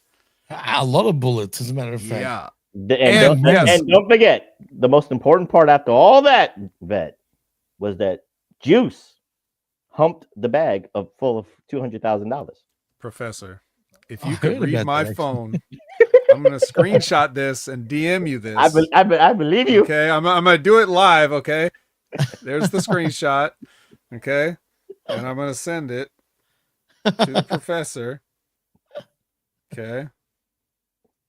Guns up. He went guns up. Actually, Pro, is that No, what you he's gonna said? just see this clip of my notes. No. Let's see. Where is Professor here? Where is Professor in my list? He would here? 100% wrote that down. No, Oh, I believe it. I just wanted to point that out in for the the vet way. Yeah, but what are the odds that you would want to point that out, right? Like, and it's something that I made a note of. I mean, we look at this match while Vet's looking for PW Hustle PRS. Yeah, go ahead. Give your thoughts on this opening contest, $200,000. 200,000 again. This is Crockett money, Jimmy and Vet, and all this stuff. But the one thing I want to say is Dalton Castle on commentary how many nights was gold. I actually liked it. You know, he was saying that we really need this money. The Outrunners really need this money because they made some horrible, Jimmy, and horrible, I mean horrible with the W, because they made some bad investors in Myrtle Beach, South Carolina, which is an homage to a Midnight Express. Story. No, I know the story. It's an homage to a Midnight Express and Sweet Stanley, because he used to go to a lot of whorehouses in Myrtle Beach, South Carolina. So that's where that joke comes from. So you have to be a very hardcore fan, and I got the message, man. I see it right there. But that was one of the things that popped me. And for the story of the Acclaim, whether they like each other and they don't like each other, the power of the scissoring. It was so close, Jimmy. Because it was like they wanted to do it, but but Bowens is very, standoffish. He doesn't want to commit to a full scissoring. He doesn't fuck on the first night, bro. No, he does. You gotta spend more. But that's what 200,000 was for. You gotta spend money to do the scissoring. That's what it was. But it is what it is. The learning tree, I feel sorry for Big Bill. I think, if this doesn't make him like break away and kind of like do his own thing in the single, you got the TNT title, you got the AEW national title, you got titles for Big Bill to go after. I think it just is perfect time for the learning tree to like split up and do their own thing. But it was an enjoyable opening match for Tailgate. Yeah, it seems fun there for sure. I got nothing to say because I didn't see it. So yeah, that's fine. That's fine. And now the professor has my notes, he can just do the rest of the. No, I'm just kidding. So Paul White comes out. He's going to do commentary on something in a minute, but first we're going to get Joe's promo.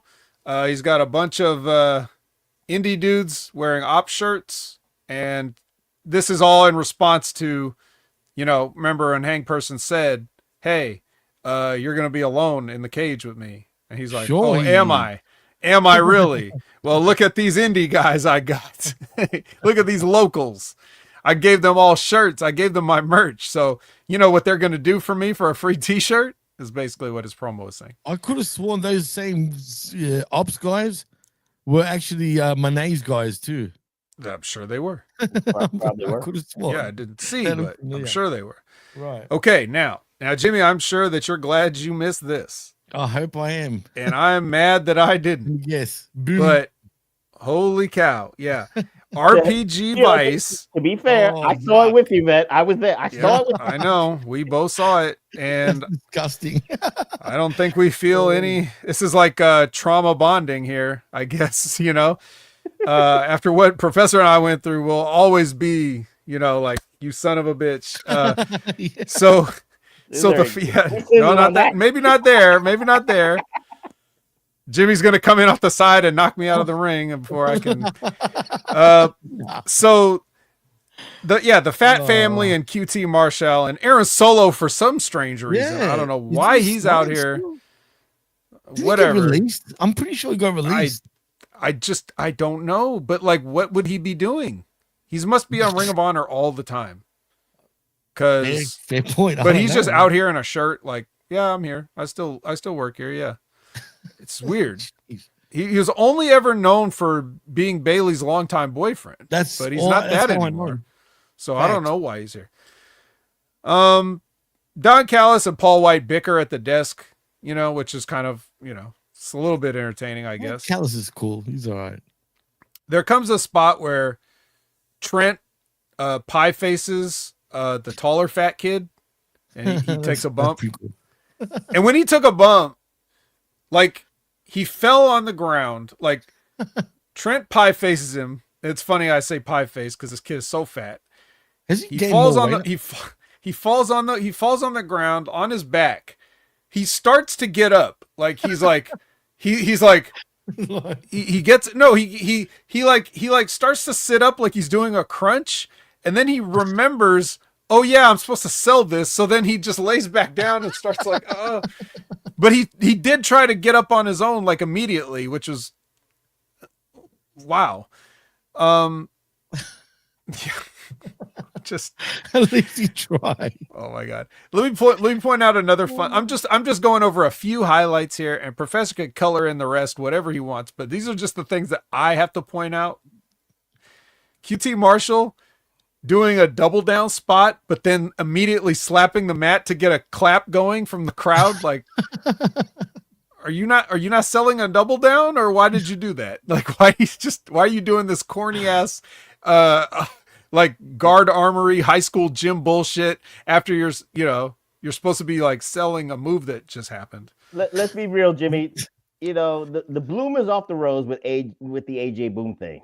Yeah, even in man, Jersey, he's outdated, bro. even in Jersey, and Vet could attest to this because it was a nice little pop, and you do the thing with the Rizzler and the other fat kid and shit like that. But then once the bell rings, if it wasn't for QT Marshall carrying this match, I don't really give two shits about this match.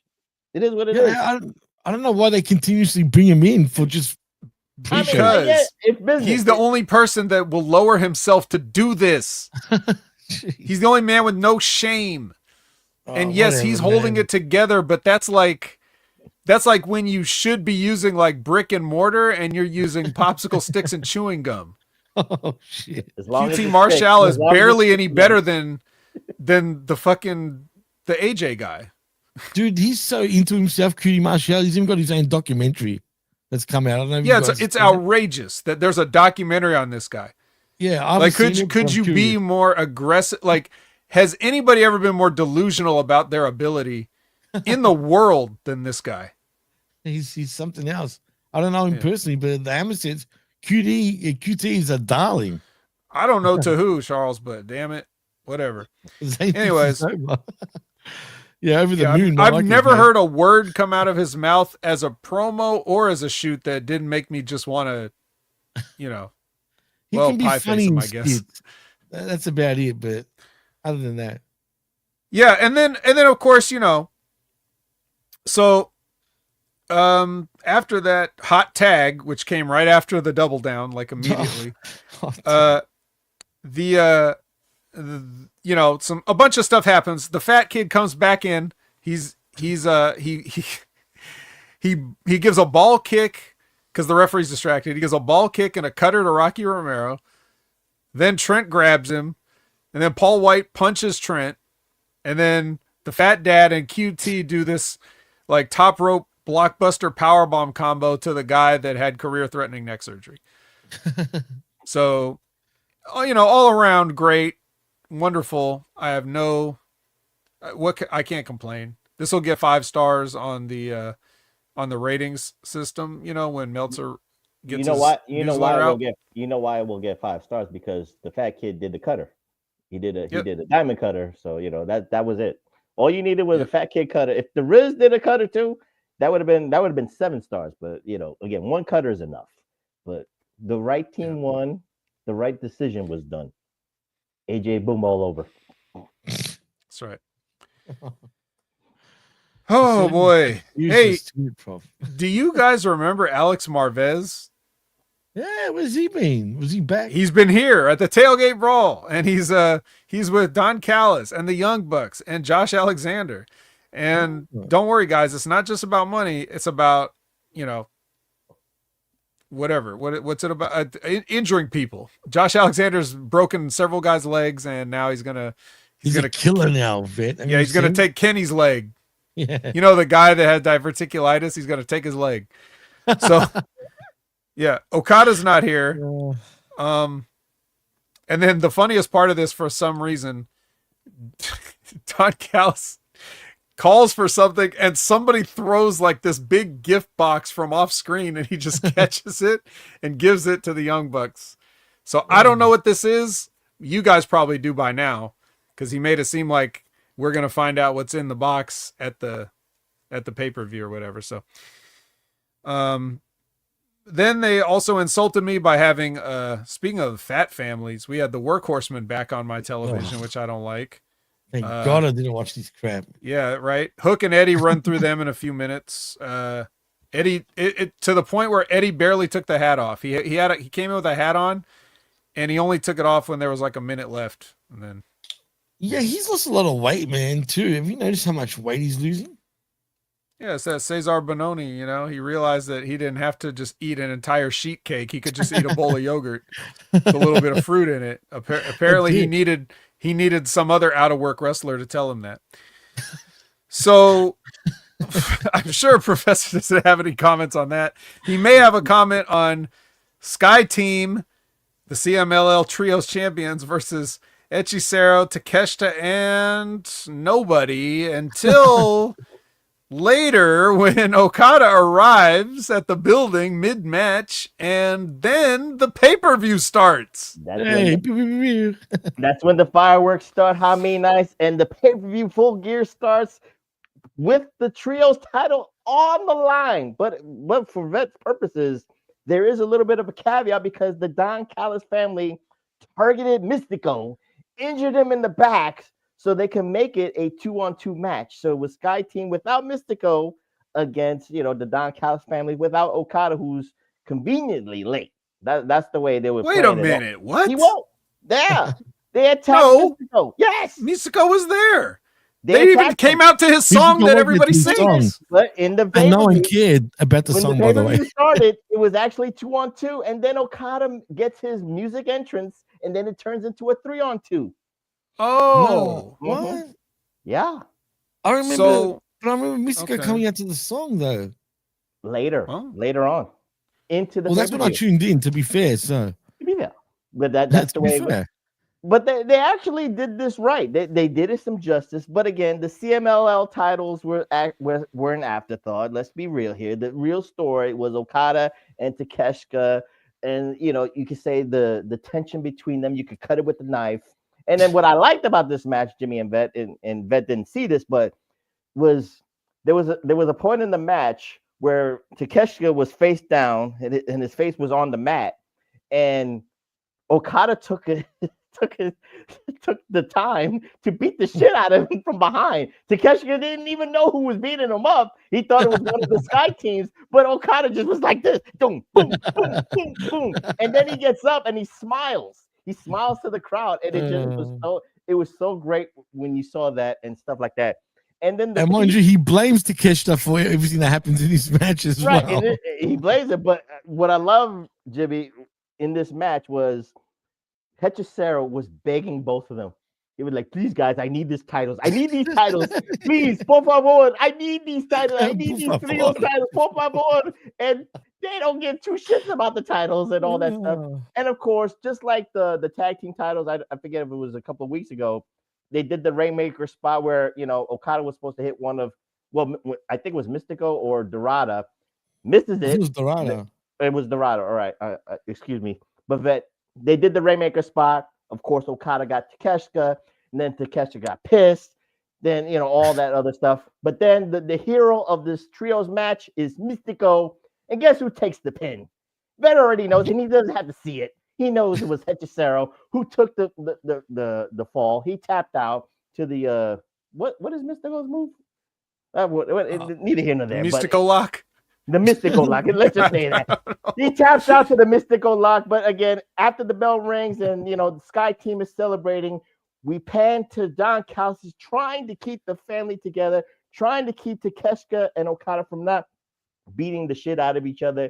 And I can't tell what Hechicero is because he has a mask on, so I don't know if he's happy or if he's sad or if he's pissed, but it is what it is. But that's how we started out, Vet. So from what you saw in the tailgate brawl, that's how it parlayed into Full Gear and all that stuff. So say the kata hajime.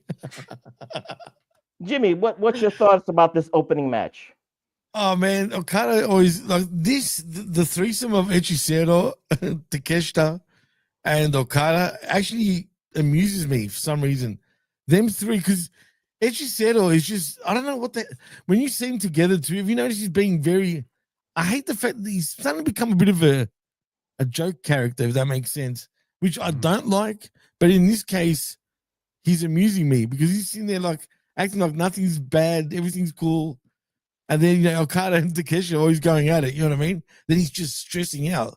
Like you're saying, like, please, like, you know what I mean? Por favor. I need these pesos, yeah.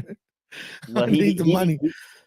If it wasn't a $200,000 match, at least he needed the belt because he knew that was about the pesos right there, guys. So it is what it is. So, but I will say I'm sick of the money matches. Why are we having them every week? Pay-per-views. I'll tell you. I know exactly why, and I'll tell you why, Jimmy. Because they don't know how to book fucking shit. That's why. No, that's not what I was gonna say. But no, there is actual reason. It's not even a joke answer. It's not a rhetorical question either. There's an answer to it.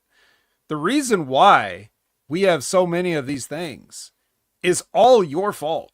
What? Like you, me? Jimmy, me, other fans, like it's everybody else's fault because they're the ones who, when they parrot the echo chamber and just say what everybody else is saying, when they hear people on a podcast like a Jim Cornette or whatever, or not a Jim Cornette, anybody like that says, you know, well, what was the point of this match? Where were the stakes? Okay. So now everybody said, where's the stakes for so long? So all of a sudden, Tony Khan's like, well, I'll create some stakes. I'll just say it's worth this amount of money. And then there's some stakes because when there's nothing there, people like you, Jimmy, just are like, well, what was the point of this match? Why do we care? You know, how many times do you ask, where are we going with this? Well, we're going to $200,000. We're going to $2 million. We're going to $10 million. We'll go to wherever the money bag can reach. So that'd be bigger. That's the reason why. If you notice, like, as I've pointed out on multiple occasions, Tony Khan will sit back, take all the criticisms, and then 4 to 6 months down the line, he will address those criticisms. He can't do it immediately because then it makes it look like he's a tap dancing monkey. So he has to wait until everybody forgot about all the bitching they've done for 4 to 6 months, and then he does something about it, and everybody's moved on to the next thing that they want to bitch about. That's the reason. It's because of people complaining that there's no stakes and they're just random matches. So now he's putting money in there, and now he's creating titles now. Like even titles that have already existed in the past, he's recreating them. Like he'll bring out a belt so there's stakes. He'll put in a bag of money for Juice Robinson to dry hump because there's stakes. So it's all you people complaining just to complain. And when he does it, you complain about that. Well, get this. Why is this match worth money? You are never going to be happy with anything that happens. So let's just be real about it. Right? He overcooked the steaks, but that's the problem, Vet. He's overcooking it, damn it. I'm not saying it's good what he's doing. What I'm saying is why he's doing it. And the only way that he's going to stop doing this. Tony, I got it. The Fort Knox Gold Rush match. Oh. We just do that. All the money. All the money in the world. The Fort Knox Gold Rush match. It works. Yep. That's right. 9 days from tonight. So, yes. So that is the thing. Like, if people are going to, and this goes back to, you know, everything that the professor said earlier when we're talking about the wrestling fans being weird and the tribalism and the ratings and the people are only out there to complain. They have no interest in having real conversations, having honest criticisms, you know, having discussions about how. No, everything on social media and every fan running their mouth is just, look at me, I'm important, I have a take, listen to me now. They don't care about anything in AEW. They don't care about anything in WWE. They wouldn't know how to make it better if they had the power to make it better. Okay. That's the last rant I'm gonna go on because the floor is your guys' is here. Apologize, Jimmy. Please apologize. I'm sorry, Vet. Okay, I'm sorry. I mean, you're the one that's upset about it. I don't care how much money's on the line. To the whole freaking universe, the whole pro wrestling universe out there, or even caring or even wondering why he puts in money. Clip that. All I'm saying is, I want a nice steak, not like too many steaks. Maybe 1 or 2 here and there, but not 10 million of them. Jimmy, baby steps, just baby steps. You got something Ah. at least. You got Maybe a something to fight. You got something to fight for. That's all it is. We're fighting Maybe- for money. We're fighting for money that doesn't exist because they already get paid. They already get a check. We know this. It's fucking weird. Right. And Josh is right too. Of course, this is just how the world is now. It's not even just wrestling, but I'm just saying, like, it's fine. In 4 to 6 months, he'll remember that you complained that there's too many money matches, and they'll disappear. Mm-hmm. He's a genius. What can I say? Well, yeah. With that being said, we'll go on to the next match, and this is what I said, the most intriguing match of Full Gear, technically, and I'm not being sarcastic. Darby Allin versus Pac. No blood, well, no weapons, no nothing. It was supposed to be a straight shoot fight right there. Mano a mano, Nights, and all that stuff. So the story was, again, we have to play off from Blood and Guts, the fire spot. So Darby is coming in injured. He's coming in all taped up and all that stuff. So he's got a target on his body, Vet. So that's the way they're playing it off psychologically. The target is his whole body. The target is his whole body, but his whole upper body is already taped up. So you know what? It is right there for you. So he takes off all the tape and he's beating up all the burn marks and shit like that. He wants to bite him. I know that, but he didn't bite him. He said, nah, I ain't gonna go that far. But it is what it is. So at the end, it was supposed to be straight up one-on-one, but then somehow, some way, Wheeler Yuta comes out. And then Darby was supposed to put the Scorpion Deathlock on Pac, but then because of Wheeler Yuta's distractions, guys. And he was going to tap too. And he was going to tap. Wheeler distracts Darby. Darby goes to Wheeler, try to take him out of the equation, Vet. Pac picks up the bat, so a weapon is used. Uses Sting's bat and gets the win. Jimmy, you saw it too. Again, the match was okay. It was decent. I think for me, Vet, this is the way I'll say this. This wasn't a pay-per-view match. This was a Dynamite match. This was a building blocks match, which is an intriguing story because, again, when we look at what has been going on for weeks, you look at it from this way. Blood and Guts, and we're going to talk about Jon Moxley in a minute. But again, we got to look at all these other players in the Death Riders, right, Jimmy? We got to look at Pac. We got to look at Claudio. We got to look at Daniel Garcia. Jon Moxley, the fearless leader, it's just he keeps losing or he keeps tapping out. So he's taking the losses. The momentum is away from him. So someone else has got to step up. Now in the AEW history, Vet, and what was the Pac was leading the Lucha Brothers. What was that team name? The Triangle. That's it. Death Triangle. Death Triangle. But he led the group. So again, maybe Pac is trying to show that he could take over the reins of the leadership. That's the way I got it. And if you notice, they're following him too. When Moxley's not around, they're all behind Pac. But is Pac the real leader? Because I think the real catalyst for anything that's going to happen, and we'll talk about this after Jon Moxley's match, but Marina Shafir is the catalyst. I can't look at Pac. Pac could be the overall leader, but Marina Shafir is the firecracker. That's the way I'll look at it. So that's true. The one that they can't control totally as well. So Pac gets the win because of the Sting bet. So Jimmy, you want to say anything about this match? See, there's the fuck up though, Prof. It was intriguing because of the stipulation, pretty much, for it to be an actual wrestling match, because that's the story, right? It writes itself. The story is the match. And then they still cheated. They still used a friggin' weapon. You know what I mean? Because they had to. And that sort of took me out of the match, really. Because then it would have made sense for Pac to win the match because, on paper, you think Pac is a way more accomplished wrestler, excuse me, in terms of in-ring abilities compared to Darby, right? So it would make sense for Pac to actually get that win because he's just a way better wrestler. It's not a hardcore match. It's not a weapons match or whatever. But instead, weapons got involved. I guess they make Darby look stupid or whatever you want to call it, and Pac still gets the win. But did he need to use the weapon to get the win? I don't know, man. It's the heel move. I know. You're sounding like you're complaining again, Jimmy. No, you don't want to do that. Pull the tights at least, man. That's a heel move. Yeah, he's right about that. You could have done something else. But, it is what it is, like Professor always says. Did you now? Again, I didn't see this, but as I was looking over the card and the results and everything, just to at least get my bearings on it, I was kind of intrigued by the whole thing. I was like, well, there's a few matches I wish that I had a whole extra work shift to be able to sit and watch, but but like this would be one of those for the same reasons the professor said, and because Darby's people don't. I think most people have no idea like how good Darby is as far as like if you actually had to have this match. He only doesn't have matches like this because he doesn't want to, but he definitely I'm can. talking about character wise now, just so we clear vet. Right. Yeah. But like, yeah, the kid knows how to work. He does. So yeah, did it deliver on that front? You know, when they actually were wrestling, did he acquit himself well like I've seen him do in the past? Yeah. He absolutely. For sure. He did.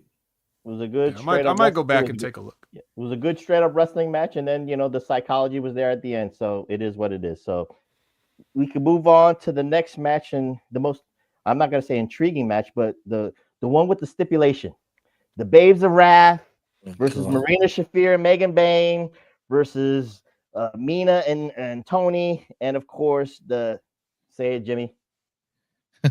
What's it called? What do I call them? There you have it. Whoops, wrong thing. I had to get Sisters to it. of I was Sin, getting put on the spot, but it's The Sisters of Sin. So of course we know, guys, that the winner of this match gets to create a stipulation for the semifinals, which really makes no goddamn sense. I'm gonna complain here, but I'm sorry, So I'm sorry that I'm complaining about that the lack of psychology in a tournament match. This match was ridiculous. I complained earlier, so talk about no psychology. I mean, this match was a mess. No. There was psychology. There was psychology because, again, remember at the end, towards the end of the match, towards the end of the match where Tony and Mina got the win, right? Because it was a roll up to Harley Cameron. But for the whole match, bet with this was, forget about blood and guts.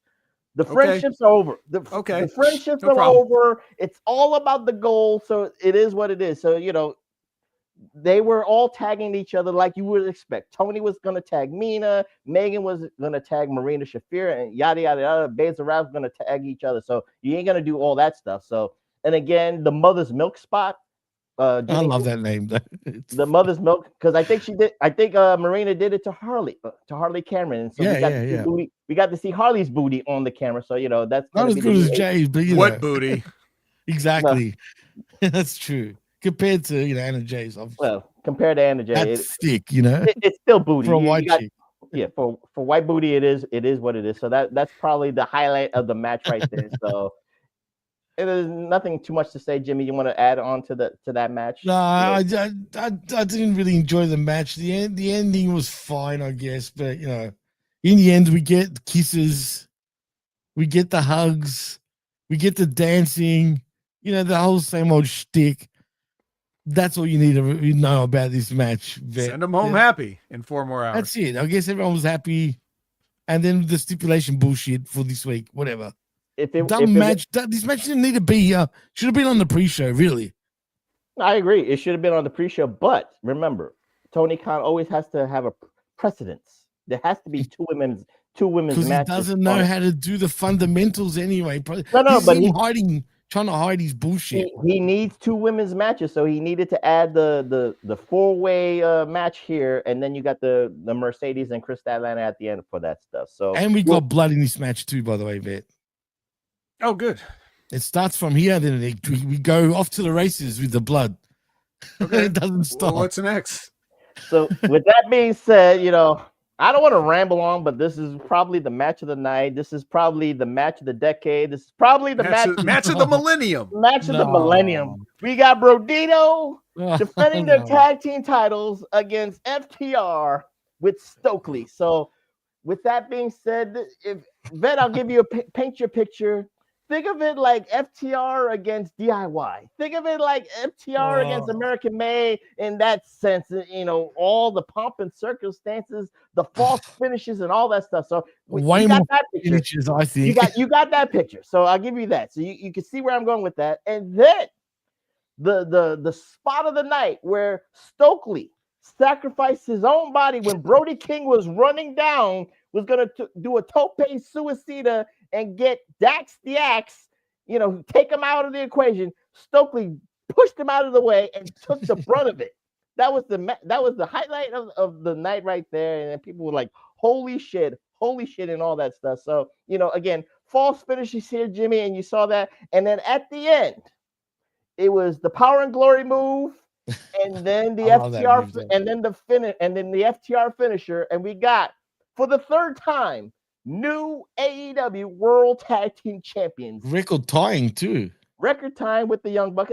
Fuck the Young Bucks, but it doesn't matter. It only matters that the FTR is on top of the AEW mountain, on top of the tag team world, where they belong, where they should be, as World Tag Team Champions. And they pretty much won clean too. Like, yeah, they didn't need to cheat. They you know are. What I mean? Like, they are the consummate professionals. But you know this. You know how Dax the Axe and Cash the Axe. What do you call them? Dax Axe. I know Dax the Axe and Cash the Ash. Whatever. Cashton. Cashton and Hollywood Axe the Axe Axon. I love that. Hollywood Axe the Axe. Remember when he wore those Hollywood Hogan long tights for a while for some reason? Oh man, he's what a character of a bloke. Jimmy, you got anything to add to this? Look, you pretty much summed it up. No, it wasn't the match of the millennium. I thought it went way too long. I started getting bored towards the end, and the 100 bazillion knee finishes. Come on, man! Like it was overkill again. Well, like when I thought it was going to be over, it wasn't over. But I'll explain the false finishes to the vet, so Vet can chime in on this. But they really wanted to showcase Bandito because he took the brunt of the false finish. Every FTR move that they could come out of the ass, Bandito kicked out about 999, but that 1,000 move, the FTR finisher just took out Bandito. So, but they wanted to showcase Bandito as this tough SOB Mexican and all that stuff. So that's all I wanted to say there. Oh, okay. Well, I guess just hearing that, I would my first question based on the way you described it is, well, what was Brody King doing the whole time while his partner was getting 999 moves done to him? He was sleeping. Oh, he's sleeping. Yeah. There was a fun fact on the pre-show that I think Brody King fell off his roof while doing a Christmas lighting decoration. Yeah. Oh, really? Renee made fun of it in the pre-show. So I was channel changing between the tailgate brawl and then the full Gear one with Renee and Jeff Jarrett, and they said either he fell off the ladder or he fell off the roof doing Christmas decorations. Neither but it is what it is. Yeah, so makes sense why they lost then. So he gave himself an out. He gave himself an out. But the MVP of this match was Bandito because he took most of the false finishes here. So with that being said, we are going to move on to the inaugural AEW National Heavyweight Championship Casino Battle Royal. And of course, is the national championship the United States Championship? Could be. I mean, I'm just asking. I'm asking for a friend. They don't have a United States Championship, right? So this would be okay. Call it the United States of America Championship. That's well, silly. Well, they kind of did that. Silly. They kind of did that years ago with the Mid Atlantic Championship, but then they renamed it. Yeah, remember? So yeah, exactly. What happened to that? It's now all Atlantic. It wasn't even just the mid. It was mid, all right, but it wasn't Mid Atlantic. It was all Atlantic, and they had a flag of Japan on there. Yeah, I remember that. Oh my God, that was the best. Don't worry, that got absorbed into Okada's stomach now, so we're fine. Oh man, how did I not realize that mistake though? Which is funny because we were taking the piss on that until it disappeared. Everybody was. Oh man, that's hilarious. Where were we? Yeah, the contiguous states championship. That's what it should be. Alaska and Hawaii are not included. I mean, obviously they never defend the belt in Alaska or Hawaii anyways. So. Oh, that's true. They should though. Why don't they? Why does nobody ever go to Hawaii? I don't know. I was going to ask the same thing. It's in the United States. They won't draw? Nah, they'll draw. I think they would draw. Actually, Tony's got a vision. Don't worry. With this AEW National Championship, all your questions goes there. All your questions. I'd love to see a show in Hawaii, Alaska. Yeah. All your questions will be answered in the next couple of weeks. You know this, Jimmy. But anyway, we have the inaugural Casino Battle Royal with this. And starting off 1 and 2, respectively, was the Hurt Syndicate, Bobby Lashley, and Shelton Benjamin. And, for anybody who thought that we were going to get that kind of mano a mano like Demolition did in Royal Rumble 89, it wasn't quite like that. But it was close. They tried to do it their own way and stuff like that. But the most important thing was the number 3 entrant out of here. Oh, this is great. But before I say this, Vet, you know how you kind of like question like the rules and situations of blood and guts with the timing, was it supposed to be 90 minutes? 90 seconds. It didn't matter. It was anything. Casino Battle Royal was even worse because even Excalibur said, we don't know when the next participant's going to come in. It could be 30 seconds. It could be 3 minutes. It could be 10 minutes. But the next participant, we don't know when the next participant. I kid you not, Vet. This is what Excalibur said. So they're writing in an excuse for their own laziness. Dude, they literally pointed it out, man. They literally pointed it out. I almost respect the audacity. You know what? Excalibur lately has been doing shit like that, man. I've noticed, which is funny. He just doesn't care anymore. But with that being said, Vet, the number 3 entrant turned out to be the MVP of the Casino Battle Royal, and that was Ricochet. So, Ricochet, people were laughing at this. Ricochet was pissed off. He grabbed the mic, or he had a mic in his hand. He was like, what the hell is this? You're supposed to be beating the shit out of each other. I'm supposed to be coming in. This is great. And then the Hurt Syndicate looked at each other and then went after Ricochet and beat the shit out of him. But Ricochet was not going to be beat up for like 3 minutes or so for the next participant because the Gates of Agony came to save the day because, again, there's no rules and all this shit here. So, Jimmy, who else was in this Casino Battle Royal? Because I keep forgetting. I just want to point out when the Gates of Agony did come and clear house with, Lashley and Benjamin. What made me laugh is when Ricochet started hitting MVP with the microphone. That was the worst microphone hits. And he said, AJ, this is how you do the boom. This is how you do a boom drop. And stuff like that. Trash while doing it. So you hear him poof, poof, poof, and then talking shit, right? Mm-hmm. But that was the softest freaking, it was funny though, but it looked funny. And then after that, wasn't it all of Moxley's, the Moxley's crew came out one after the other pretty much. Who was the first one again? I forgot now. I think it was Claudio. I think it was Claudio. Oh, no, it was Claudio. You're right. Claudio that came out first. And then when Claudio came in, when I say Ricochet took a beating, I felt sorry. Dude, he copped one of the best European uppercuts, and then he was swinging him for days and with absolute fierceness because the look on Castagnoli's face, he was like, I'm going to fuck Ricochet up. Like, the poor guy just absolutely got destroyed. That bald envy. He's like, dude, man, I've been bald for a minute, and you got all the heat and sympathy and everything. It's like, man, they were chanting funny enough during this part where he's not bald. It's not bald, even though he is, but whatever. We got the MVP. Yeah, we got the Death Riders in here. We got Jet Speed. They're going to be national contenders. We got Matt Menard. We got who else? We got Roderick Strong. Yeah. We got Orange Cassidy. These are going to be the national championship contenders, guys. Of course. And at the end, it was Ricochet getting the pin on Kevin Knight to become the inaugural AEW national champion. And of course, the Gates of Agony put him on their Matt Menard. No, that was just there for him and Garcia. The Collision announcer couldn't have took the fall. You had to beat the young black man again. Well, that is true. There is racism in wrestling. We know this. It's a Southern thing, so it is. Ricochet's half black, so I guess that's half. What are you saying? You're blaming the South. It's a wrestling thing. This is racism. That's what the IW. It's an old Southern boys game. Old Southern Tony Khan. It manifests itself. That's what it is. But like I said, but again, I say Ricochet is the MVP. Jimmy, you agree with that? He really was. He was. He killed it. He sold it. He took the spots. I remember in that match. Watch this match, Vet. Yeah. It was actually pretty good for what it was. I'll say that. I want to watch several matches actually, like for a change. Most of the time I look at the AEW pay-per-view cards and I'm like, Jesus Christ, who in the fuck would ever? But this one I was like, well, I do want to see this one, and I do want to see this one. I do want to see this one. And I don't care for battle royals, but I care for Ricochet's antics. So right. He was great. He killed. When I say he was great, he really was. And you guys can all check the tapes. Jimmy, you were here. You know, you've been hearing me put over Ricochet.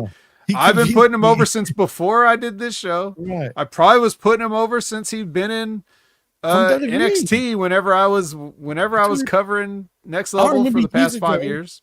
A few years ago, we're doing a Raw review, and you know what he said? Like that Ricochet from then, like when he was part of Raw. Like he's the most marketable guy in the company if WWE, knew if they wanted to, yeah. Right. And he called it, man. He called everything that he did in every sense. So I'll give you that again, Vet. Best in the world. Right there. So now we come to the point of Full Gear where Vet will not watch these matches because that's it. Cut off. There's just considerable amount of blood here. So with that being said, the next match is Jon Moxley versus Kyle O'Reilly. No holds barred match. And I said what I said the last time. I said Jon Moxley he should be endorsed by Home Depot. And he had a fork, and Marina Shafir gave him a fork, and the fork came into play. So he sticks Kyle O'Reilly in the head, and of course he bleeds profusely there. But he uses the fork, Vet, to stab him in the nipples. Stab him in the sides, rake his back. So I'm just giving you all the fork spots right there. So it is what it is on that in that end part. So Jimmy, when you saw that, it's the same thing. Like I said, like again, why? It's the same shit, different day, the same. I hope that fork is at least hygienically correct. I hope he washes the fork. Sterilized. Yes. Well, he should have borrowed Darby's flamethrower to sterilize it real quick before he went out there. Let me ask you this though, because I can't see it. Is Jon Moxley not working the fork? Like he's stabbing him with it? Because I wouldn't put it past him. I would always believe I would give somebody the credit to work the fork, but I don't know if he can. I don't know if he's going to do that. It's funny you say that. I think he's working the fork because Kyle O'Reilly, you can see he pans away to do the razor spot. Right in the head, yeah. In the head, but when it's the back, he's raking the back. You can't do anything there. You're not going to rake your back. You're not going to rake your chest and stuff like that. But he's trying. He's working the fork. He's doing that spots of stabbing and stuff like that. So that was the highlight of the match itself. Kyle O'Reilly was on the defensive most of the match, Vet. He was using the ankle lock reversals and all that stuff. And finally, with a chain, because he had to get a chain from under the ring, Kyle O'Reilly did that. He uses the ankle lock spot with the chain on Jon Moxley to make him tap out again. So he's tapped. So Kyle O'Reilly is the only man in AEW history to make Jon Moxley tap out 2 times in the span of 10 days. That's what Excalibur Vet was. It looked like Moxley was going to give him a lot of respect because he was trying to nod him. But Moxley kind of like flipped the switch because he saw Kyle O'Reilly like pass out because, he exerted all this blood and stuff like that. He's lying down. Moxley does not want to be beaten by a guy who passes out. He wanted to be beaten by a guy who stands up and like stands tall and stands proud and all that. You beat me. He couldn't accept a man being, passing out and fainting and getting medical attention. So he had to curb stomp him and then beat the shit out of him more, causing the conglomeration and the Death Riders all to come out. So the one thing I'll say, Vet, about this match, and Jimmy can attest to this. I don't know if you saw it in double play like Vet does it in certain. I watched it in normal. The commentary of Bryan Danielson with this match, Vet, I liked it. He killed it, actually. Bryan Danielson explains all the spots that's happening, and then he gives it a name, which I never heard of in my life. He said Jon Moxley fights Death Jitsu. Oh, yeah. He's been saying why that. Why didn't you just call it a Death Jitsu match? Not a no holds barred match. If Jon Moxley's the master of the Death Jitsu, just do that. I True. wouldn't. Actually, that's a good idea. That's smart. It's 101 too. It's wrestling 101. It makes sense. A death jitsu match. It just you don't have to call it a death jitsu death match because death is already in the title itself. You can't. Bet, do you agree with that, or you just when it's just another Moxley match? That's what Moxley does. I mean, it's like you said, it's a marketing term. I've heard him use that before. Yeah, And like most things he does, it's just ignored by everybody. But I heard it. I remember it. So. And don't worry, Danielson gets. I felt bad for him. After the next match, if you look at his eyes, the poor dude was fighting sleeping dude. Did you see the look on his face? He's like, we're still here. There's still more to go. He was probably regretting having to do this whole fucking 5.5. He looked roasted by the end of the show. I felt sorry for him, man. All right. Well, here's the real question, and I'm not looking for an answer from you guys. This part is the rhetorical one yet to be answered. Okay. Jon Moxley had a reign of terror. Kyle O'Reilly is the man who definitely has his number. Now what with Kyle O'Reilly? Nothing. We'll have to tune in to see. Nothing. We'll have to tune in to see what next with Kyle O'Reilly. It will lead to nowhere. I guarantee it. I can almost put a house on it. Which, again, what I said years and years ago, even before I joined Jaime Media Group, when I was doing my own show, I said Kyle O'Reilly probably secretly the best member of You said that. Yeah, whatever that group was called, however they've called it, Undisputed Era, whatever. All the different Paragons now. It's the Paragons. Yeah, Paragons now, which is like 2 guys left. Yeah, but of those 4 guys, I said secretly Kyle O'Reilly is the best member. He can do all of the things. He could cut a promo. He doesn't. You can't say he has like the most amazing physique in the world, but none of those guys do. Like he has at least a better physique than as good as any of them. So he's got the promo. He comes with realistic in his style too, which is good. Yeah, his style. He can work a different style, whatever kind of style you want. So he's solid there, but he can be entertaining. So it's like, but no one's really been able to capture that and give it to the people the way that I think would maximize it. I'm seeing through everything that they're not doing to see all that stuff that he can do, but nobody's really showcasing it yet. So this is the first time anybody's ever gave him anything serious, like as a singles competitor, wins over Jon Moxley. So let's see what happens next. I hope that they do go somewhere with him, but I just don't see it. I just don't for some reason. I don't see it either, Vet. I just see it as the underlying story, just like I told Jimmy before. It's like it's about Moxley. I think it's about the Death Riders and Moxley because again, he's tapped out twice. Maybe we finally see the tension between the guys. Like you're our leader. You're tapping out because Jimmy. Correct me if I'm wrong. Because he taps. Well, I don't know about Blood and Guts, but this match he tapped out a little bit quicker. Like he gave up quicker. Like he didn't want to fight through the pain. He was not trying to reverse it. He just said, "Fuck it." Tap. Not even go after the ref. You know how he tries to drop you know what I'm saying? It was a chain this time. Of course, it's going to be quicker. But that's the other thing too. Like what you're saying does not preclude the other thing. Mm-hmm. Like you can definitely continue the story about Jon Moxley and the Death Riders, but now you've made Kyle O'Reilly off it. So do something there parallel. You have to do something parallel. And if you need to intersect again, you can. But I mean, at this point, if you beat Jon Moxley, the only logical thing next is you need to go after Samoa Joe because Samoa Joe, now we know he needs new challengers. So, we got that. We get that, I assume, but we'll get to that in this moment. But T and Cooper now says, if Mox versus Kyle happens one more time, could we have a double turn? Well, like Brett and Austin, basically? No. And it shouldn't happen one more time either. There's nothing left to say. It's been too decisive. Well, before we go on to the next one, that's the problem I have. If you take Moxley out of the Death Riders, I think Moxley is the anchor of the Death Riders. I don't see anybody else even being the leader. The catalyst is Marina Shafir, but is Pac? I don't know. Claudio is a good goon. Wheeler and Daniel are the same size. Pac was a leader of the Death Triangles, but it is what it is. So we'll move on to the next match. And Jimmy, another bloody match. for the TNT Championship. No disqualification. I don't know what the difference is between no disqualification and no holds barred was, because this was the same match event.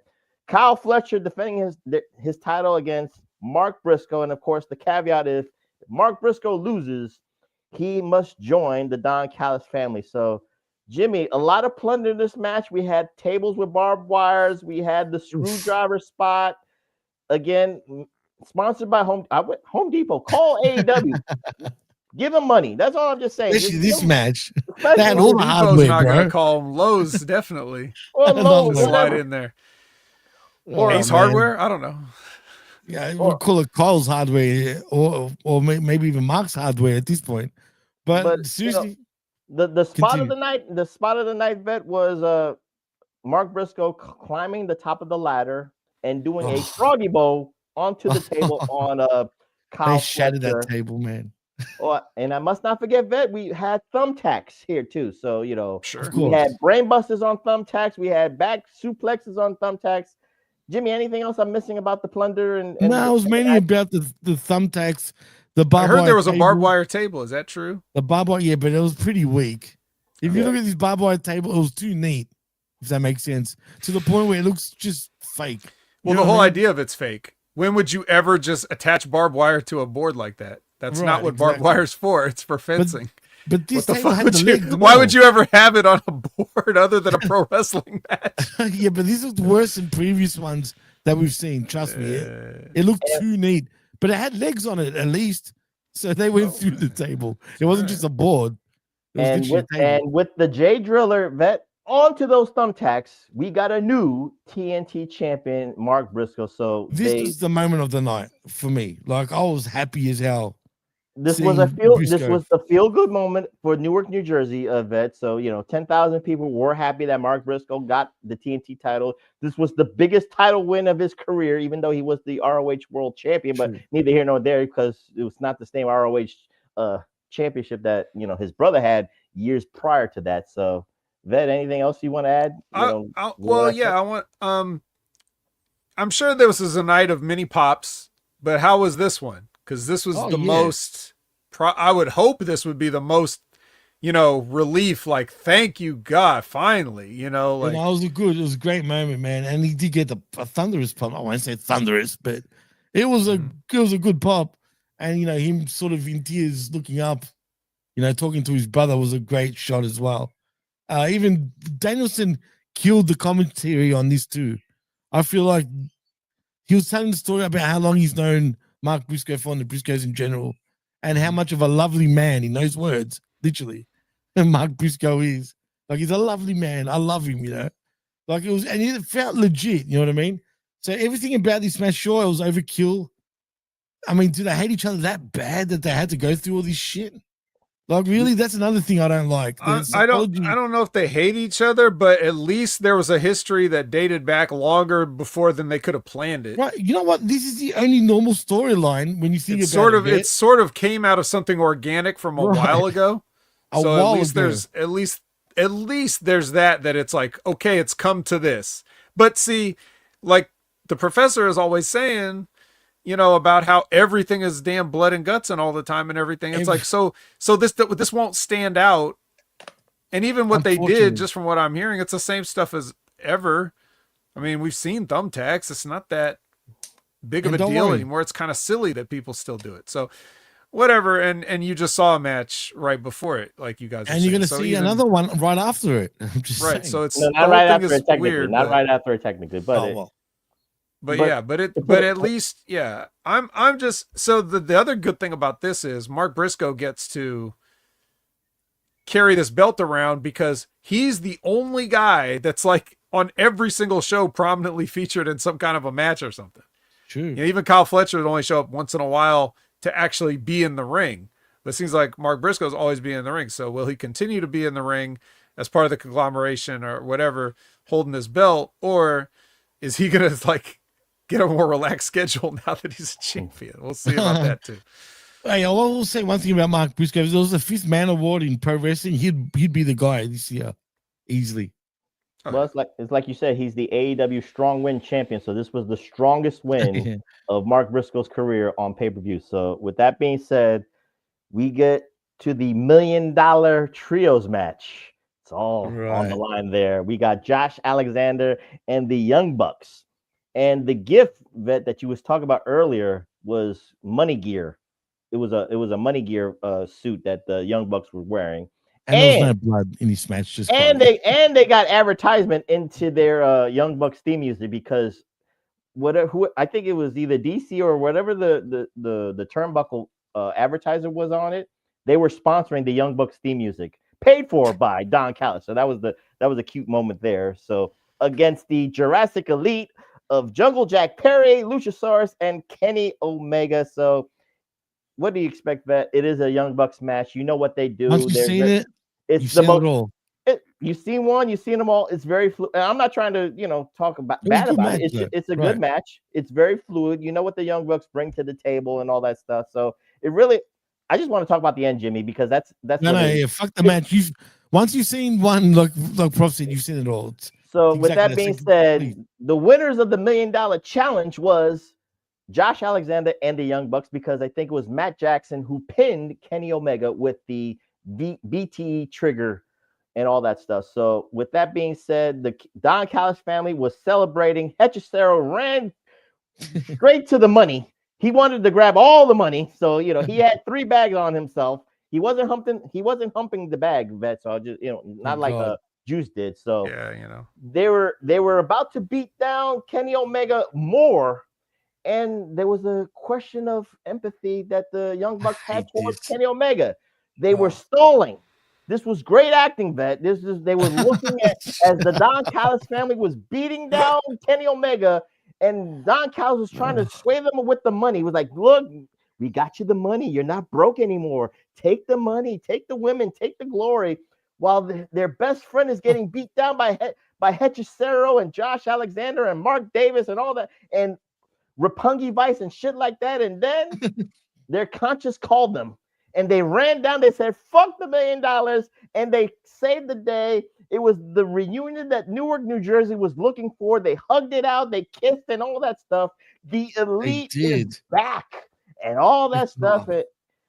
They're poor now. They don't have $1 million, but they have their buddy back. They have their EVP buddy back. So that's the highlight of this match. Like I said, I would say contractually they have a beef. They could just go to Tony and be like, we still should get our 2/3 of the $1 million because you made this match. So fucking pay us. I don't care if Josh took the bag by himself. You still have to pay us. Okay. Like that's what I would say if I was the Young Bucks. Also, fuck the Young Bucks. Why like you said, why are we supposed to have sympathy for them just because of all this stupid bullshit that they like? You were the ones that attacked Kenny Omega. You were the ones that attacked fucking Tony Khan and put him in a neck brace. You did all of this stuff, and then you see the same thing happening to somebody else that you have been doing this entire time, and then you change your mind. Why? You already did it to him. You were the ones doing it to him. Right. Yeah, exactly. It'd be different if they never did it, but they did do it. This was now a lazy way bit of them turning babyface again. Yeah, and that's why I was asking laziness too. Like that's why I was asking earlier about the self-awareness. Do you not see how dumb everything you are involved with and are coming up with is? Because I'm sure Tony Khan at this point is just like, yeah, you guys, whatever you guys come up with, you want to do, just like he probably is just like whatever you guys want to do, and so this is probably what it is. Then they're fucking idiots, straight up. I'll say it right now. They've been idiots. But now that they're baby faces, they can't ask for that money back. They got their friend back. It's all about the bond, the unity of their friendship. Cherish the history love we had. Remember that song? Yes, we all remember that song. But the interesting part, Vet, is even after this, Renee Paquette got an interview with the Don Callis family, but she got the interview with Don Callis, Okada, and Takeshi. Oh, this is good. I like this actually. She was trying to ask Don Callis, this has been a bad night for the Don Callis family. You lost the Young Bucks, you lost the TNT title and all that stuff, and you couldn't win those trios championships. And of course, you see the tension between Okada and Takeshi and all that stuff. And then, Don Callis is trying to promote that Okada's going to defend his title at the Continental Classic because they were promoting Next week, Vet. Next week, the Continental Classic. So we can't wait for those Wreckage reviews, right? Yes. Can't wait for those Wreckage reviews on the Continental Classic. But Takeshita said, you know what? I'm entering into this Continental Classic to draw some intrigue, to draw some fire into Okada because he cannot wait. And Don Callis was playing it off like, you know what? The more the merrier, because then all of the Don Callis family could be in this match. Smart answer. And I will be the ultimate winner and all that stuff. But he didn't kind of like say it like that, but you knew what it was meaning. Then you hear somebody screaming behind the cameras, and it was Kyle Fletcher. Yep. He was mad that neither Okada or too. He was like, what happened to Proto Okada? Proto Okada. What happened to Prokeska? What happened to that? Where were you when I needed you the most, when I lost my TNT title? He went off on him. Then he declared he was going to be in this Continental Classic too. So we got 3 members of the Don Callis family already announced for the Continental Classic, bet. So just giving you that, synopsis of that interview. I'm sure Mark Briscoe's going to be in it too. Probably so. So they can renew their rivalry again. 100%. Yeah. And then Kyle Fletcher will beat him in the Continental Classic, which will earn him a TNT rematch, which he may have already asked for his rematch by the time the Continental Classic happens. We don't know. Tune in this Wednesday. Live TNT. So now we come into the double main event, even though it wasn't kind of like parlayed like that. So we go with the AEW women's title match. Chris Statlander defending against Mercedes Moné. She was wanting to become 14 belts Mercedes. And Jimmy, I think this match, it was great. It was decent. I liked it. And of course, match, pretty much. Psychologically, they were playing on. Well, the one thing, Jimmy, you got to remember this was I thought Chris Statlander almost fucked up her legs because she. So did I. I thought that was legit. That seemed legit. Because Vet, you did not see this, but they were doing the grand entrance for Chris Statlander, and she was coming out of a spaceship, but the doors didn't open, so she had to kick it down. She had to kick it open, so she almost looked like she stumbled. And I was like, wait, she didn't mess up her ankles, right? Please. But did you notice that she was selling that too later on, dude? In the match, I don't know. Because she was. They were mostly focusing on her forearms and stuff like that. Oh yeah, I thought it was a leg too. But I was laughing a little bit like that. But Vet, I kid you not. Even you don't have to watch the match. Just look at the entrance and look at what I'm saying. She comes out of the spaceship. Okay. She has to kick it open, and it looks like she almost kind of like twinged her ankle. Didn't need to hear nor that. But the match, it is what it is. Well, it might be here or there. Jeez. Well, again, it might be. She could be hurt. Damn it. We might need to beat her and take the belt off her, because she's injured. And I know just the person to Well, but go ahead. Chris is a trooper. Statlander is a trooper, and tape it up. A lot of false finishes, a lot of that stuff, and a lot of money maker spots. You're missing something. What am I missing? We got 14 amigos. Oh, we're 13 amigos with 13. Oh, 13. Belts. Sorry, right. It was the belt. She hasn't become 14 belts, Monet yet. So 13 amigos, man, one after the other. Oh my god.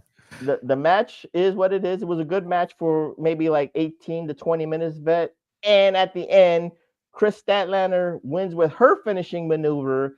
And I guess the caveat, because again, what I wanted to say, she's a choker now. I can't believe she lost again. That's the thing. That's the point. But it took so long, and it took Chris Statlander saying this, that because again, if you did this after All In, like she had to win all these belts because she couldn't win the big one. I'm cool with that, but they never acknowledged that on TV. It's crazy, bro. Chris did that. Chris did that, Vet. She actually acknowledged, like, you can go all around the world and beat all these women for all these championships, but you'll never beat me, and you'll never get the belt that you she really said in the promo, right? She said that in the promo. So Vet, I like where that story is going. Does she lose 13 belts after this? I don't think so. But again, does that mean that Mercedes has to win 10 more belts to alleviate her insecurities, not to get the big one again? That's the question, Vet. That's interesting, actually. I bet you it is. She could win 10 more belts, I guess. That's no problem. But here's the thing about that. In all seriousness, it's just all joking aside. If Chris Statlander says that in today's climate, that is going to make a babyface out of money if she's not careful. Because then the fans are going to want to see her do that.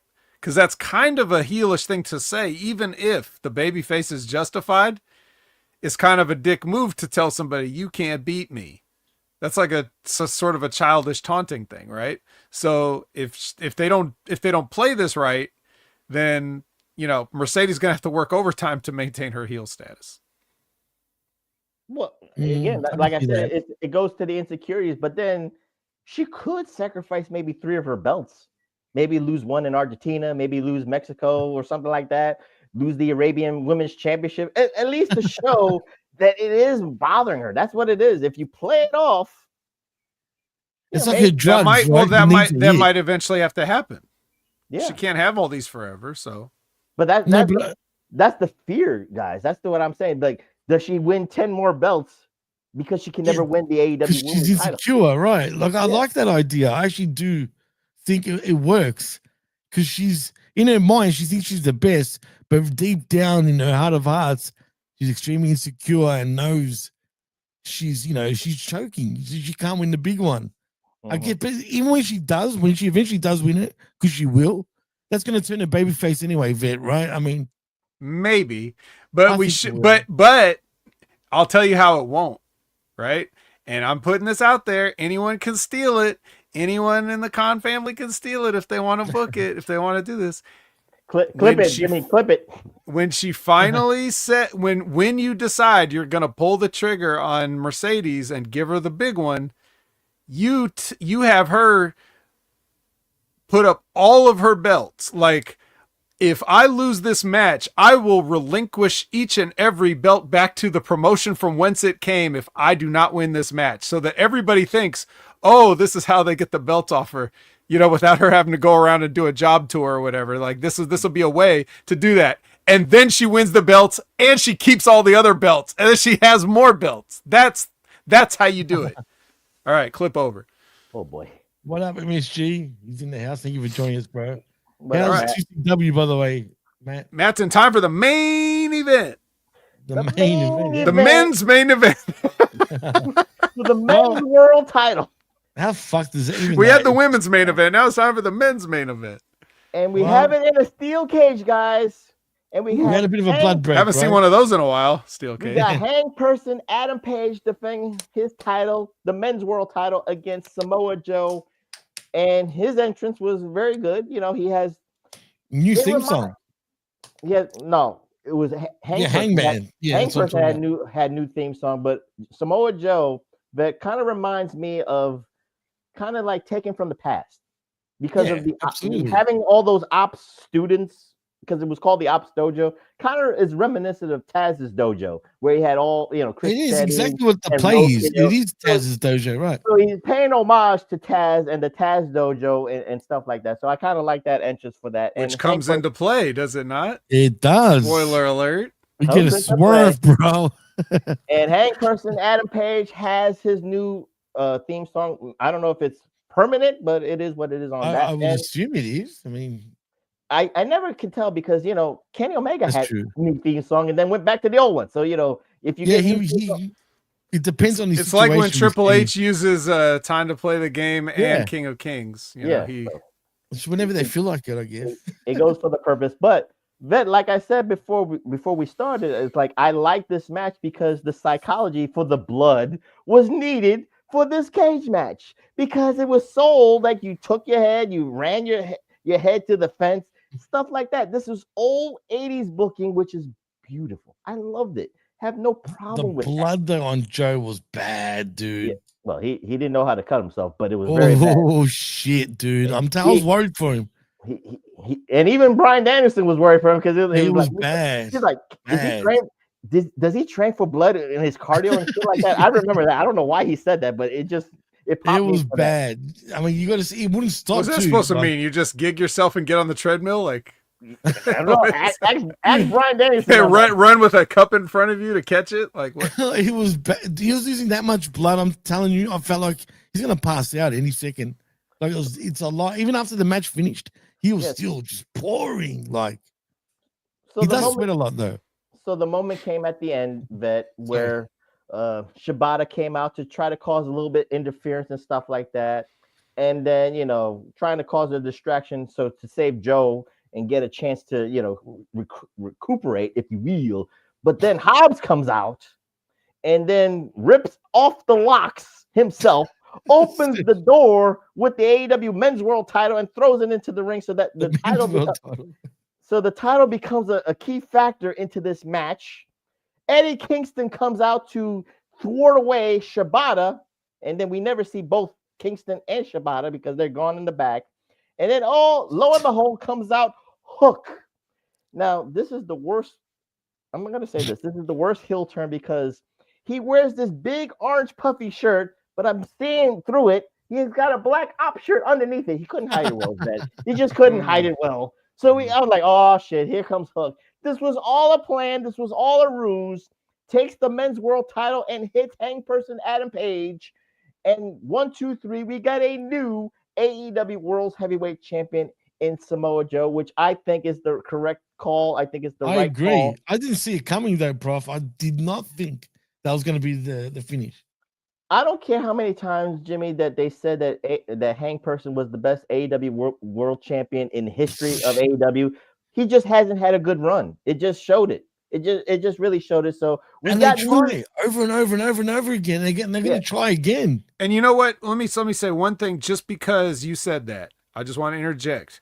You said Hangperson didn't have a good run, and you all know I don't like Hangman Page, not in any fashion, right? Mm-hmm. But I will say this. That has nothing to do with, there was no good run to be had because the pieces on the board that they had were not there. Some of them were missing, and the ones they had, he doesn't know how to play chess, so it doesn't matter anyways. He can't even play checkers. So it was never going to be a good run for any, like, especially for Hangperson, because there was nowhere for him to go. There was just nothing for him to do. That's why it was the wrong call for him to be the guy to end Moxley's thing. But they could have been, because who makes a comeback and they make a big deal? Because I keep thinking, is someone going to debut? Like someone new? Because, Tony loves right. We didn't get any surprises in the gauntlet, did we? No. Normally that'd be a place for a surprise. I guess they just didn't have shit else. No. I already told you the contenders for that national title. We don't need that. We don't save the surprise. We save the surprise for the end. While the Ops is going to beat down Hangperson and celebrate with the title, the lights go out. It gets dark. I think people initially were chanting MJF. They thought it was the devil was coming back, but we see Prince Nana in the aisleway. He's about dancing in the darkness. Dancing in the dark, and we got new theme music again, Vet. And who comes back? Swerve Strickland. So Jack Swerve Strickland too. He was jacked up. He was fucking jacked, man. I was like, whoa. But the funny thing, Vet, was Samoa Joe was actually smiling that Swerve was coming down. He was like offering Hangperson on a silver platter to him. He was like, "Go ahead, beat him up." He burned down your house, dude. I like this because he made his boys separate, like stand side by side, like one end on the other. Let him come in the ring like a boss, man. They played off the history, but then, of course, Swerve is not about that to a degree. It's all about the world championship. So he beats down the Ops and all that stuff. So at the end, we get a nice picture of the Ops on the rampway, but we have Hangperson and Swerve Strickland standing side by side as we go dark.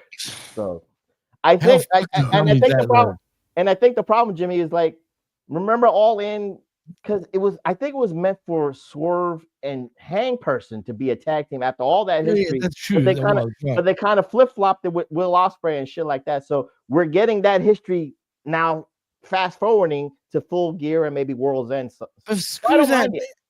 I hate it for one reason before we go. Now, if you and I, for example, were stalking each other, I'm breaking into your house, I'm about to kidnap your kid, I light up your house, burn it down to the ground, right? And now, like, you and I are suddenly best buds because we got a shared enemy. You know what I'm saying? Like, come on, man. Like, I can't buy that. That's the psychology there. It's just bullshit. You know what I mean? It's total bullshit. It's a will they or won't they beat each other up, or the enemy of my enemy is my friend. You got to look at it that way, Jimmy. I don't mind that. Well, you guys are both forgetting though. They already covered all this a long time ago. They covered this before Swerve was out hurt. So it's not like he just burned down Hangman just burned down his house and now he just comes back and he's friends with them. They already did all the other makeup bullshit months ago. Yeah. Ospreay was the reason behind that. Yeah. He's begging, please. Like, please. But he was he not begging? Like, he was begging. Damn near, yeah. So yeah, that's anything. So yeah, I guess I'll say this, Vet. I think people say they're shocked, maybe that they're surprised that Samoa Joe won, but like you explained, but Tony Khan did not write good stories for Hang Person to have a good run, and the pieces were not there, the players were not there. So Samoa Joe is a great, I don't want to call him friend. I don't think he's going to be transitional, but he's a great transition. So for Swerve to come back and Hang Person to chase, and who knows, maybe Will Ospreay will be healthy enough to come back in 2026 to go after the world title. And then, of course, you got the up-and-coming budding star of Kyle O'Reilly. So once it went fade to black, I turned off the TV and went to sleep. That's my report here, Vet. I went straight to sleep and woke up late for this damn show. Fair enough. Yeah, I don't know who in AEW could win that title and have a good run with it. I don't think there's anything satisfying going on in that main event scene.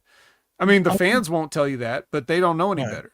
No, I think I'm just talking about for the people that are like really looking for something they could sink their teeth into.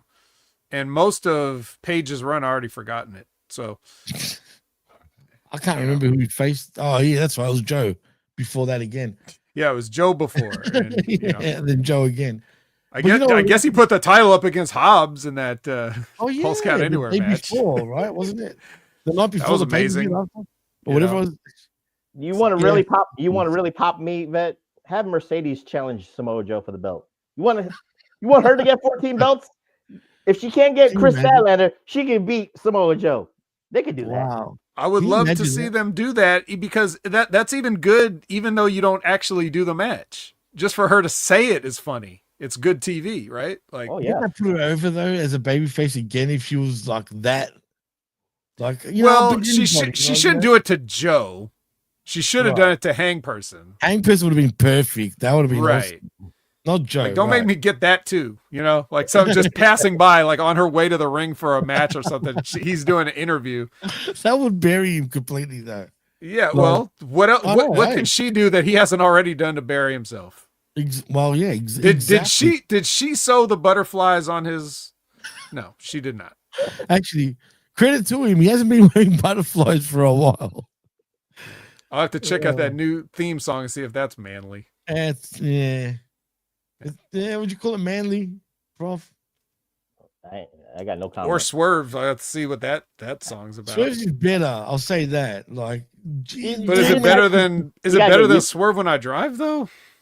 No, I don't think so. I think you get used to it. You'll get used to it where you'll feel seamless. Like it suits him anyway. Put it that way. All right.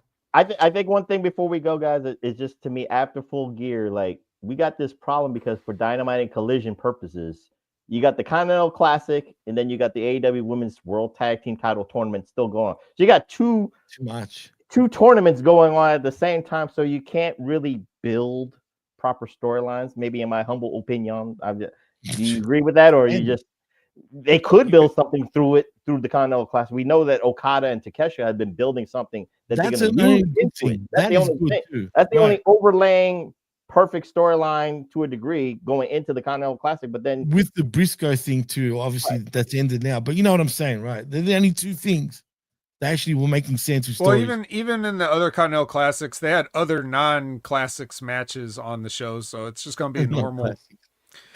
Back when Jimmy was complaining about everything, back when we did the last Continental Classic, I just told him, like, look, if it wasn't going to be this match in a tournament, it was just going to be this match randomly. So what's the difference to you? He's right. But that's what. Yeah, it's just I'll give it all a chance, Jimmy. That's all I said. Just give it a chance. We'll see. All right, let's give the people a chance to get the hell out of here because we've I know, we kept gave them him 5 hostage. hours. Yeah, we don't want to I approach. got to pay-per-view get my times. shots, Jimmy. Come on, let's end this right now. I got to get my shots. Yeah. So do I, man. I think I've got AIDS at this point, full blown. Full AIDS. That's the pay-per-view. Hey, full AIDS. Fuck yeah, bro. That's a good one, actually. No, it's not a good one. Let's just tell the people Full-blown where to AIDS. find. You can find me at Opinion Haver everywhere. You could follow me at Opinion Haver, favorite social media platforms. You could check me out every Monday at 6:30 p.m. Pacific, 9:30 p.m. Eastern for the Impact Attack with Brandon, where we talk about the few TNA viewers that they have. We could catch myself and Big Ray every Wednesday, 8 a.m. Pacific, 11 a.m. Eastern for the Next Level Wrestling Review, where we talk about NXT and all their Nielsen challenging numbers. You can check out Wrestling with Rogers every Friday. You can check out Stevie Richards' show every Friday. You can check out Timmy Baltimore show whenever he puts out a new episode. And that's it. What about the Professor? You can follow the link below, www.youtube.com/Pro Wrestling Reflection with me and the Tommy Wonder. And we took a week off. So hopefully we'll be back next week with a episodic episode. We're gonna go back to Global Wrestling Federation 1992 circa, guys, and we talk about an episode featuring Hot Stuff Eddie Gilbert as the Global Wrestling Federation champion. So hopefully it will drop by next week. But you can follow me on my Twitter at PWSOPRF, that's PWSOProf, and follow the Tommy Wonder at that same Twitter handle. Nice, beautiful. Well, as far as I go, hopefully there's a smack attack maybe today, maybe tomorrow. I don't know, because co-hosts for this week have been pretty tough. And I only want to. I initially did ask you, Prof, and then I remembered, shit, the wreckage is going to be a long one. I'm not going to make you work double time. So, and then Vet, I already know with you. If you really need me, ask me. But even then, I haven't watched SmackDown, so. Oh well, better anyway. Yeah. But the fact that technically I have to do it, that's the only reason why I want to do it. But it will come out sometime within the next couple of days, just to see if anyone's available. Matt, are you available? You back yet? If you are, hit me up. But other than that, there's also I Like a Raw with myself and Big Ray Hernandez every Tuesday mornings at 10 a.m. Eastern. So don't miss out on that, where we talk everything WWE Monday Night Raw. And of course, I'll tune in right here for that wreckage every Sunday mornings, 11 a.m. Eastern, with the three of us. And in saying that, I guess it's a wrap. I am Jimmy T. He is the best in the world, Jaime the Vet Williams, and he is the magnanimous and glorious special guest host every week, Chabelo Vera Cruz. And you are listening. Professor. Yeah, the Professor. And you are tuning in and listening and watching live on Humming Media Group's YouTube channel, and of course on channelattitude.com after the fact.